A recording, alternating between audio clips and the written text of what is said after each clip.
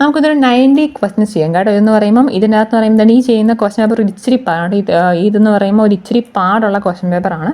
ഇത് കൂടാതെ ഈ ഇടയ്ക്ക് എനിക്ക് തോന്നുന്നു 14-ാം തീയതി എങ്ങാണ്ടാണെന്ന് നടന്ന ക്വസ്റ്റ്യൻ പേപ്പർ തോന്നുന്നു കേട്ടോ. അതെന്ന് പറയുമ്പോൾ അതിനകത്തൊരു 40 ക്വസ്റ്റ്യൻ കൂടെ ചെയ്യാം. അപ്പോൾ ഇതിനകത്ത് 50 ക്വസ്റ്റ്യനും ആ പ്രീവിയസ് നടന്നൊരു ക്വസ്റ്റ്യൻ പേപ്പറിനകത്തുള്ള 40 ക്വസ്റ്റ്യൻ ചെയ്ത് 90 ക്വസ്റ്റ്യൻസ് ഇന്ന് ചെയ്യാം. ഞാൻ പറഞ്ഞ ഈ ക്വസ്റ്റ്യൻ പേപ്പർ ഇച്ചിരി പാടായിരിക്കും ഈ ക്വസ്റ്റ്യൻ പേപ്പർ. അതുകൊണ്ട് തന്നെ നിങ്ങളൊന്ന് റിവൈസ് ഒക്കെ ചെയ്തിട്ട് ചെയ്യുന്നതായിരിക്കും ബെറ്റർ. കാര്യം ചിലപ്പോൾ നിങ്ങൾക്ക് ചെയ്ത് നോക്കുമ്പോൾ ആൻസർ കിട്ടിയില്ലെങ്കിൽ സങ്കടം വരാൻ സാധ്യതയുണ്ട്. അതുകൊണ്ടാണ് അത് സ്റ്റാർട്ട് ചെയ്യുമ്പോൾ നോക്കി. ഈ പറഞ്ഞിട്ടുള്ള പ്രാചീന മലയാളം എന്നുള്ള ബുക്ക് ഏത് റിനൈസൻസ് ലീഡറിൻ്റെ ആണെന്നുള്ള ക്വസ്റ്റ്യൻ. ആരാണ് ഇതിന് ആൻസർ? പ്രാചീന മലയാളം ആരുടെയാണ് നമുക്കറിയാം. ആരുടെയാണ്? ചട്ടമ്പി സ്വാമികളുടെ ബുക്കാണെന്ത് നമ്മുടെ പ്രാചീന മലയാളം എന്ന് പറഞ്ഞാൽ അല്ലേ. ചട്ടമ്പി സ്വാമികളുടെ ബുക്കാണെന്ത് പ്രാചീന മലയാളം എന്ന് പറയുമ്പോൾ നമ്മൾ കണ്ടതാണ് എന്ത് ഈ പറഞ്ഞ നമ്മൾ പ്രീവിയസ് ചെയ്ത കുറേ ക്വസ്റ്റ്യൻ പേപ്പറിനകത്ത് എന്താണ് നമ്മൾ ഈ പറഞ്ഞിട്ടുള്ള റിനൈസൻസ് ലീഡേഴ്സിനെ കുറിച്ചിട്ടുള്ള ക്വസ്റ്റ്യൻസ് കുറേ കണ്ടായിരുന്നു. അപ്പോൾ എന്തോ ചെയ്യുക, ഞാൻ ഈ പറഞ്ഞു ഇതെല്ലാം കേരള റിനൈസൻസിനകത്ത് വരുന്ന ലീഡേഴ്സാണ്. അപ്പോൾ നമ്മുടെ +2-ൻ്റെ ഒരു സപ്ലിമെൻ്ററി ബുക്കുണ്ട് കേരള ഹിസ്റ്ററിയുടെ, അത് വായിക്കുക. അതിനകത്ത് ഈ പറഞ്ഞ പോലെ ഇമ്പോർട്ടൻറ്റ് റിനൈസൻസ് ലീഡേഴ്സിൻ്റെ പേര് എടുത്ത് പറഞ്ഞിട്ടുണ്ട്.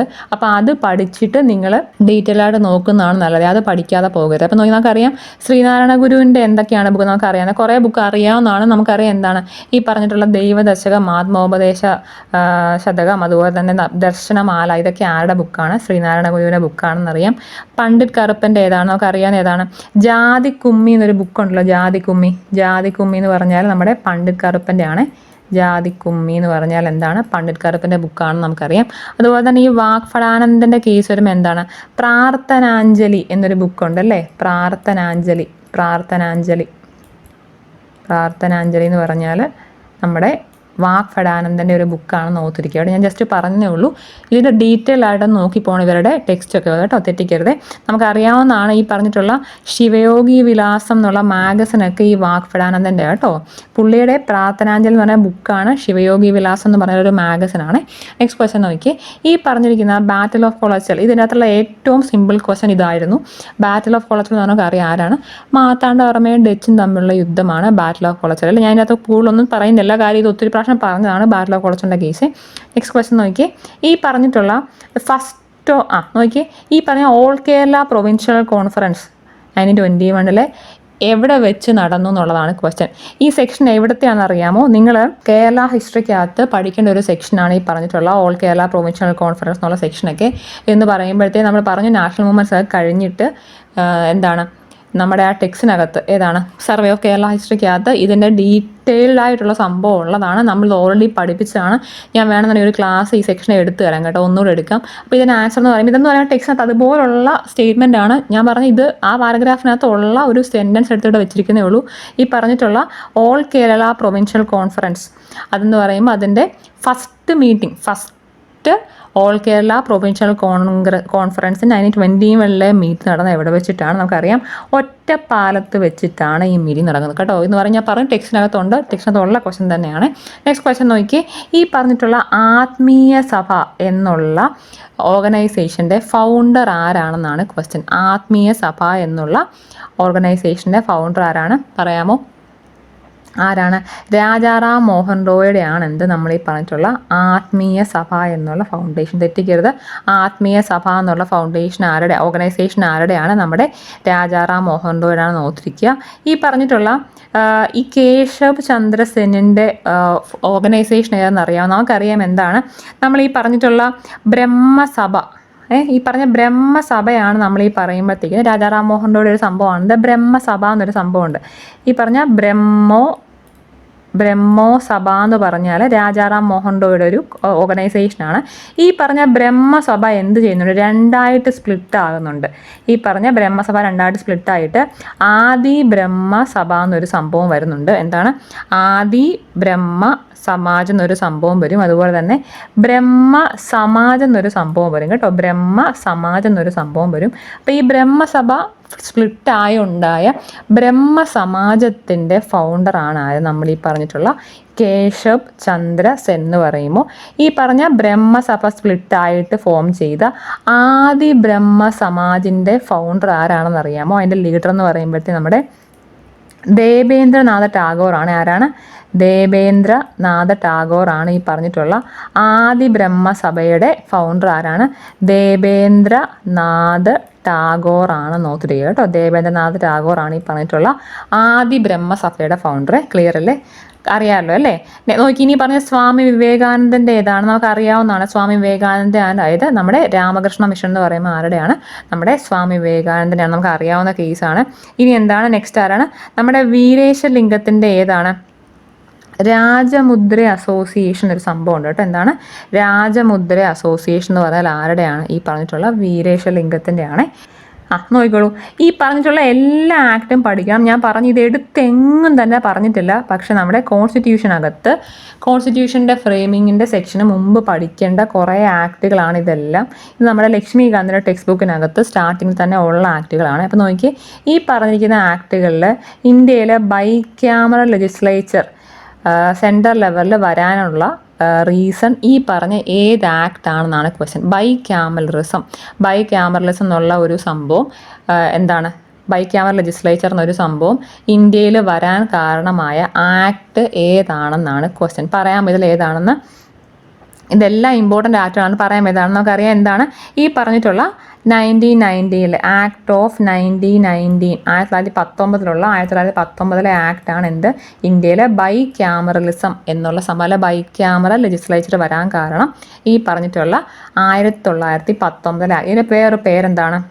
ഈ പറഞ്ഞ 1919 1909 നമുക്ക് മിക്കവാറും തിരിഞ്ഞു പോകുന്നൊരു സംഭവമാണ്. ഓർത്തിരിക്കുക, ഈ പറഞ്ഞ 1909 സംഭവമാണ് എന്ത്? മിൻറ്റോ മാർലെ റീഫോം നമ്മൾ വിളിക്കുന്നത്. മിൻറ്റോ മാർലെ റീഫോം എന്ന് പറഞ്ഞാൽ 1909 ഇന്ത്യൻ കൗൺസിൽ ആക്ടാണ്. കമ്മ്യൂണൽ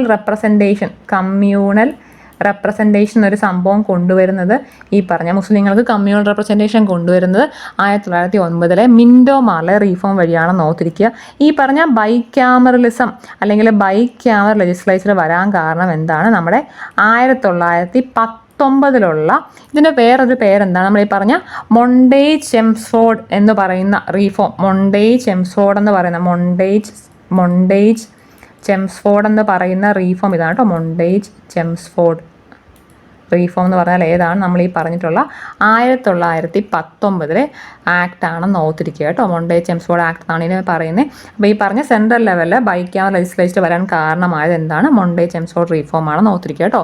1919 ഈ സംഭവം. ഇത് 1909 ഇന്ത്യൻ കൗൺസിൽ ആക്ടിൻ്റെ വേറൊരു പേരാണെന്ത്? മിൻറ്റോ മാർലെ റീഫോം എന്ന് പറഞ്ഞു കഴിഞ്ഞാൽ ഓർത്തിരിക്കുക.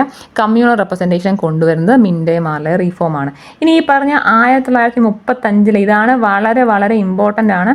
നമ്മുടെ ഈ പറഞ്ഞ ഇന്ത്യൻ കോൺസ്റ്റിറ്റ്യൂഷൻ്റെ ബ്ലൂ പ്രിൻറ്റ് എന്ന് വിളിക്കുന്നത് ഈ പറഞ്ഞിട്ടുള്ള 1935 ആക്ടാണ് കേട്ടോ. എന്താണ് ഇന്ത്യൻ കോൺസ്റ്റിറ്റ്യൂഷൻ്റെ ബ്ലൂ പ്രിൻറ്റ് എന്ന് നമ്മൾ വിളിക്കുന്നത് 1935 ആക്ടാണെന്ന് ഓർത്തിരിക്കുക കേട്ടോ. എന്താണ് ഇന്ത്യൻ കോൺസ്റ്റിറ്റ്യൂഷൻ്റെ ബ്ലൂ പ്രിൻ്റ് ആണ് 1935 ആക്ട്. ഇനിയും ബ്രിട്ടീഷ് ഇന്ത്യയിലുള്ള ലെജിസ്ലേറ്റീവ് കൗൺസിലിൻ്റെ കോമ്പോസിഷനും ഫങ്ഷൻ ചേഞ്ച് ചെയ്യുന്നത് ആരാണ്? ഈ പറഞ്ഞിട്ടുള്ള 1892 ആക്ട് പ്രകാരമാണെന്ന് ഓർത്തിരിക്കുക കേട്ടോ. തെറ്റിക്കരുത്. വളരെ വളരെ ഇമ്പോർട്ടൻ്റ് ആണ് ഈ ആക്ട്സ്. അതുപോലെ പഠിക്കുക. ഞാൻ പറഞ്ഞ ഈ ക്വസ്റ്റ്യൻ പേപ്പർ ഇച്ചിരി പാട് ക്വസ്റ്റ്യൻ പേപ്പറാണ്. അപ്പോൾ ഇങ്ങനെ പാടായിട്ടുള്ള ക്വസ്റ്റ്യൻ പേപ്പർ മാത്രം പ്രതീക്ഷിച്ചാൽ മതി LSTS കേട്ടോ. നെക്സ്റ്റ് ക്വസ്റ്റ്യൻ നോക്കിയേ. ഈ പറഞ്ഞിട്ടുള്ള ഏത് INC സെഷനിലാണ് നമ്മുടെ നോൺ കോപ്പറേഷൻ മൂവ്മെൻറ്റ് എൻഡോസ് ചെയ്തതെന്നാണ് നമ്മുടെ ക്വസ്റ്റ്യൻ. ഏതാണ്? ഈ പറഞ്ഞിട്ടുള്ള നോൺ കോപ്പറേഷൻ മൂവ്മെൻറ്റ് അംഗീകരിച്ച INCയുടെ സെക്ഷൻ ഏതാണെന്നാണ് ക്വസ്റ്റ്യൻ. ഏതാണ് ഇതിന് ആൻസർ? നമുക്കറിയാം INCയുടെ 1920 നാഗ്പൂർ സെഷനിൽ വെച്ചിട്ടാണ് എന്തോ ചെയ്യുന്നത്? ഈ പറഞ്ഞിട്ടുള്ള നോൺ കോപ്പറേഷൻ മൂവ്മെൻറ്റ് ഇവർ എൻഡോസ് ചെയ്യുന്ന അല്ലെങ്കിൽ അംഗീകരിക്കുന്നത്. നമ്മൾ പറഞ്ഞു ഇന്ത്യൻ നാഷണൽ കോൺഗ്രസിൻ്റെ നമുക്കറിയാം ഇന്ത്യൻ ഹിസ്റ്ററിക്കകത്ത് INC പഠിക്കുമ്പം ഈ പറഞ്ഞ എന്താണ് നമ്മുടെ ഹിസ്റ്റോറിക്കലായിട്ടുള്ള ഇവൻസിനെ സപ്പോർട്ട് ചെയ്ത് വരുന്ന INCയുടെ മീറ്റിംഗ്സ് കറക്റ്റ് പഠിച്ചു കൊടുക്കണം കേട്ടോ. തെറ്റിക്കരുത്. നെക്സ്റ്റ് ക്വസ്റ്റ്യൻ നോക്കിയേ. ഇന്ന് പറയുമ്പോൾ ഒരു ഈസി ക്വസ്റ്റ്യൻ ആയിരുന്നു. ഇതെന്ന് പറയുമ്പോൾ ഞാൻ പറഞ്ഞു ഇത് നമ്മുടെ വേൾഡ് ഹിസ്റ്ററിക്കകത്ത് വരുന്ന സെക്ഷനാണ്. ഈ ചൈനീസ് റെവല്യൂഷൻ എന്നുള്ള സംഭവം SSCRTയുടെ 10ാം ക്ലാസ്സിലെ ടെക്സ്റ്റ് ബുക്കിലുണ്ട്. അതിനകത്ത് വേറെ ഒന്നും ചോദിക്കത്തില്ല, അത് മാത്രമേ ചോദിക്കത്തുള്ളൂ. ഈ പറഞ്ഞ ലോങ് മാർച്ച് ലീഡ് ചെയ്യുന്നത് ആരാണ്? മാവോ സേതുങ് ആണ്. നോക്കിയാണ് ലോങ് മാർച്ച് ലീഡ് ചെയ്യുന്ന മാവോ സേതുങ് ആണ്. കറക്റ്റ് ചൈനീസ് റെവല്യൂഷൻ ഒന്നുകൂടി പഠിക്കുക. നമ്മൾ ഈ പറഞ്ഞ സുന്യാസെന്നും ആരാണ്? ഷിയാങ് കൈഷക്ക് എല്ലാം ഈ പറഞ്ഞ ചൈനീസ് റവല്യൂഷനകത്തുള്ള ഇമ്പോർട്ടൻറ്റ് മെമ്പേഴ്സാണ്. ഓർത്തിരിക്കുക, ലോങ് മാർച്ച് ലീഡ് ചെയ്യുന്ന ആരാണ്? മാവോ സേത്തുങ് ആണ്. നോക്കുക കേട്ടോ. ഇനി നോക്കിയേ, നെക്സ്റ്റ് ക്വസ്റ്റ്യൻ നോക്കിയേ, യുണൈറ്റഡ് നേഷൻസിൻ്റെ ഒഫീഷ്യൽ ലാംഗ്വേജ് അല്ലാത്ത ലാംഗ്വേജ് ഏതാണെന്നാണ് ക്വസ്റ്റ്യൻ. നമുക്കറിയാം യുണൈറ്റഡ് നേഷൻ ഓർഗനൈസേഷനകത്ത് ഒരിക്കലും ജർമ്മനാണ് ഇതിന് ആൻസർ. ജർമ്മൻ എന്നുള്ള സംഭവം നിങ്ങൾ ഓർത്തിരിക്കുക. യുഎന്നോട് ജനറൽ അസംബ്ലിക്കകത്തുള്ള പെർമനന്റ് മെമ്പേഴ്സ് നമുക്കറിയാം. നമ്മൾ ഈ പറഞ്ഞ വേൾഡ് വാർ 2 ജയിച്ച സഖ്യത്തിലുള്ളവരുടെ എന്താണ് ലാംഗ്വേജസ് ആണ് അതിനകത്ത് കൂടുതലുള്ള. നമുക്കറിയാം ഈ പറഞ്ഞ എന്താണ് UK-യും നമുക്കറിയാം ഈ പറഞ്ഞ UK-യും USA-യിലും സംസാരിക്കുന്ന ഏതാണ്? US-ൽ സംസാരിക്കുന്ന ഇംഗ്ലീഷാണ്. അതുകൊണ്ട് ഇംഗ്ലീഷ് എന്ന് പറഞ്ഞാൽ ഈ പറഞ്ഞിട്ടുള്ള UN എന്താണ് ഒഫീഷ്യൽ ലാംഗ്വേജിൽ വരുന്നൊരു സംഭവമാണ് എന്ത്? ഇംഗ്ലീഷ്. പിന്നെ നമുക്കറിയാം ഇവിടെ ജർമ്മനി, ഇറ്റലി, ജപ്പാൻ ആകുമ്പോൾ അവിടെ നിന്ന് പറയുമ്പോൾ ആരായിരുന്നു? ഇംഗ്ലണ്ടും ഫ്രാൻസും ചൈനയും ആയിരുന്നു. അല്ല നമുക്കറിയാം ഫ്രാൻസിൻ്റെ ലാംഗ്വേജ് ആണ് ഫ്രഞ്ച്. അപ്പോൾ ഫ്രഞ്ച് ഒബ്വിയസ്ലി ഇതിനകത്ത് ഉണ്ടാക്കി ഓർത്തിരിക്കുക. ഇനി ഏതാണ് പറഞ്ഞത്? ചൈനീസ് ഉള്ളതാണോ? ചൈനീസ് എന്നുള്ള ലാംഗ്വേജ് ഈ പറഞ്ഞിട്ടുള്ള എവിടെയാണ്? നമ്മുടെ യുണൈറ്റഡ് നേഷൻസിൻ്റെ ഒഫീഷ്യൽ ലാംഗ്വേജിലുള്ളതാണ് ഈ പറഞ്ഞിട്ടുള്ള ചൈനീസ് എന്നുള്ള സംഭവം ഓർത്തിരിക്കുക. അതുപോലെ നമുക്കറിയാം ജയിച്ച സഖ്യം തന്നെയായിരുന്നു റഷ്യ അല്ലേ, അല്ലെങ്കിൽ ഇവിടെ സെക്യൂരിറ്റി കൗൺസിലുള്ളതാണ് റഷ്യ. അപ്പോൾ പറഞ്ഞ റഷ്യനും എന്ത് തന്നെയാണ്? റഷ്യൻ ലാംഗ്വേജും ഈ പറഞ്ഞിട്ടുള്ള യുണൈറ്റഡ് നേഷൻസിൻ്റെ ഒഫീഷ്യൽ ലാംഗ്വേജിൽ വരുന്നതാണ്. അറബിക് ലാംഗ്വേജ് ഉണ്ട്. കാര്യം അറബിക് നേഷൻസ് കുറേ UN ഉള്ളത് കൊണ്ട് തന്നെ അറബിക് എന്നുള്ള ലാംഗ്വേജ് എവിടെ ഉള്ളതാണ്? UN-യുടെ ഒഫീഷ്യൽ ലാംഗ്വേജിലുള്ളതാണ്. അത് കൂടാതെ വരുന്ന ഒരു ലാംഗ്വേജ് എന്ന് പറയുമ്പോഴത്തേന് സ്പാനിഷ് ആണ്. സ്പാനിഷ് ലാംഗ്വേജ് എന്താണ്? ഈ പറഞ്ഞ സ്പാനിഷ് എന്നുള്ള ലാംഗ്വേജ് ഇവിടെ വരുന്നുണ്ട്. യുണൈറ്റഡ് നേഷൻ ഓർഗനൈസേഷൻ്റെ ഒഫീഷ്യൽ ലാംഗ്വേജിലുള്ളതാണ്. അപ്പോൾ എന്തൊക്കെയാണെന്ന് നോക്കി, ഇംഗ്ലീഷ് ഉണ്ട്, ഓർത്തിരിക്കുക. ഇംഗ്ലീഷ് ഉണ്ട്, നമ്മൾ ഈ പറഞ്ഞുള്ള അറബിക് ഉണ്ട്, ഫ്രഞ്ച് ലാംഗ്വേജ് ഉള്ളതാണ്. അതുപോലെ തന്നെ നമുക്ക് ഈ പറഞ്ഞിട്ടുള്ള ചൈനീസ് ഉണ്ട്, റഷ്യൻ ഉണ്ട്, സ്പാനിഷ് ഉണ്ട്. ഈ ലാംഗ്വേജസ് എല്ലാം ഇവിടെ ഉള്ളതാണ് നമ്മുടെ യുണൈറ്റഡ് നേഷൻസിൻ്റെ ഒഫീഷ്യൽ ലാംഗ്വേജസിനകത്ത് വരുന്നതാണ്. നെക്സ്റ്റ് ക്വസ്റ്റ്യൻ നോക്കിയോ, ഈ പറഞ്ഞിട്ടുള്ള നമീബിയൻ ചീറ്റായ ഇതെന്ന് പറയുമ്പോൾ ഒരു കറണ്ട് അഫയർ ആയിരുന്നു കേട്ടോ. ഒത്തിരി നാഷണൽ പാർക്കിലോട്ട് കൊണ്ടുവന്ന നമീബിയൻ ചീറ്റായ ഏത് നാഷണൽ പാർക്കിലാണ് കൊണ്ടുവന്നെന്നാണ് ക്വസ്റ്റ്യൻ. ഓർത്തിരിക്കുക, ഇതെന്ന് പറയുമ്പോൾ കുനോ എന്നുള്ള നാഷണൽ പാർക്കിലാണ് എന്ത് കൊണ്ടുവന്നിരിക്കുന്നത്? ഈ പറഞ്ഞിട്ടുള്ള നമീബിയൻ ചീറ്റയെ കൊണ്ടുവന്നിരിക്കുന്നത്. നെക്സ്റ്റ് ക്വസ്റ്റ്യൻ നോക്കിയേ, ഈ പറഞ്ഞിരിക്കുന്ന കേരള ജ്യോതി അവാർഡ് 2022 ഇതെന്ന് പറയുമ്പോഴത്തേക്കിന് 2022 വന്ന അവാർഡാണ് ഈ സംഭവം എന്ന് പറയുമ്പോൾ. ഇതെന്ന് പറയുമ്പോൾ ഇപ്പോൾ നമ്മുടെ സ്റ്റേറ്റിലെ ഹയസ്റ്റ് സിവിലിയൻ അവാർഡാണ് കേട്ടോ. ഇപ്പോഴത്തെ നമ്മുടെ കേരളത്തിലെ ഹയസ്റ്റ് സിവിലിയൻ അവാർഡാണ് ഈ പറഞ്ഞിട്ടുള്ള എന്ത്? കേരള ജ്യോതി പുരസ്കാരം എന്ന് പറയുമ്പോഴത്തേക്കിന് highest civilian award of state ആണ് കേരള ജ്യോതി പുരസ്കാരം. ഓർത്തിരിക്കുക, ഇതിൻ്റെ 2022 അല്ലെങ്കിൽ ഫസ്റ്റ് വിന്നർ ആരായിരുന്നു? MD വാസുദേവൻ നായർ ആയിരുന്നു. ഈ പറഞ്ഞ കേരള ജ്യോതി അവാർഡിൻ്റെ ഫസ്റ്റ് വിന്നർ. ഓർത്തിരിക്കുക, എന്താണ് ഇപ്പം കേരളത്തിലെ സ്റ്റേറ്റിലുള്ള ഹയസ്റ്റ് സിവിലിയൻ ഓണറാണ് എന്ത്? ഈ പറഞ്ഞിട്ടുള്ള കേരള ജ്യോതി അവാർഡ് നോത്തിരിക്കുക കേട്ടോ. ഈ പറഞ്ഞത് ഫസ്റ്റ് വിന്നറാണ്. 2023 രണ്ടാമത്തെ കേരള ജ്യോതി അവാർഡ് പ്രഖ്യാപിച്ചതാണ്. അതിൻ്റെ വിന്നർ ആരായിരുന്നു?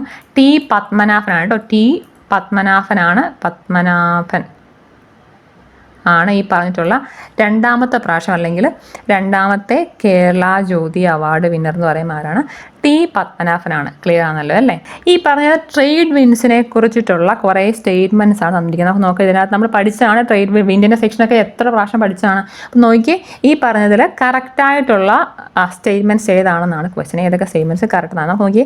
ട്രേഡ് വിൻസ് അടിക്കുന്നത് സബ് ട്രോപ്പിക്കൽ ഹൈ പ്രഷർ റീജിയനിൽ നിന്ന് ഇക്വറ്റോറിയൽ ലോ പ്രഷർ റീജിയൻ. കറക്റ്റ് അല്ലേ? നമ്മളന്ന് പറഞ്ഞതാണല്ലേ സബ് ട്രോപ്പിക്കൽ. നമുക്ക് ഇവിടെ ഇക്വറ്റോറിയൽ ലോ പ്രഷർ ബെൽറ്റ് ഉണ്ട്, sub tropical high pressure belt ഉണ്ട്, sub polar low pressure belt ഉണ്ട്, പോളാർ ഹൈ പ്രഷർ ബെൽറ്റ് ഉണ്ട്. നമ്മൾ പറഞ്ഞാണ് ഈ സബ് ട്രോപ്പിക്കൽ ഹൈയിൽ നിന്ന് ഇക്വറ്റോറിയൽ ലോയിലോട്ട് അടിക്കുന്ന വിൻഡാണ് നമ്മൾ ഈ പറഞ്ഞിട്ടുള്ള ട്രേഡ് വിൻ എന്നുള്ള സംഭവം.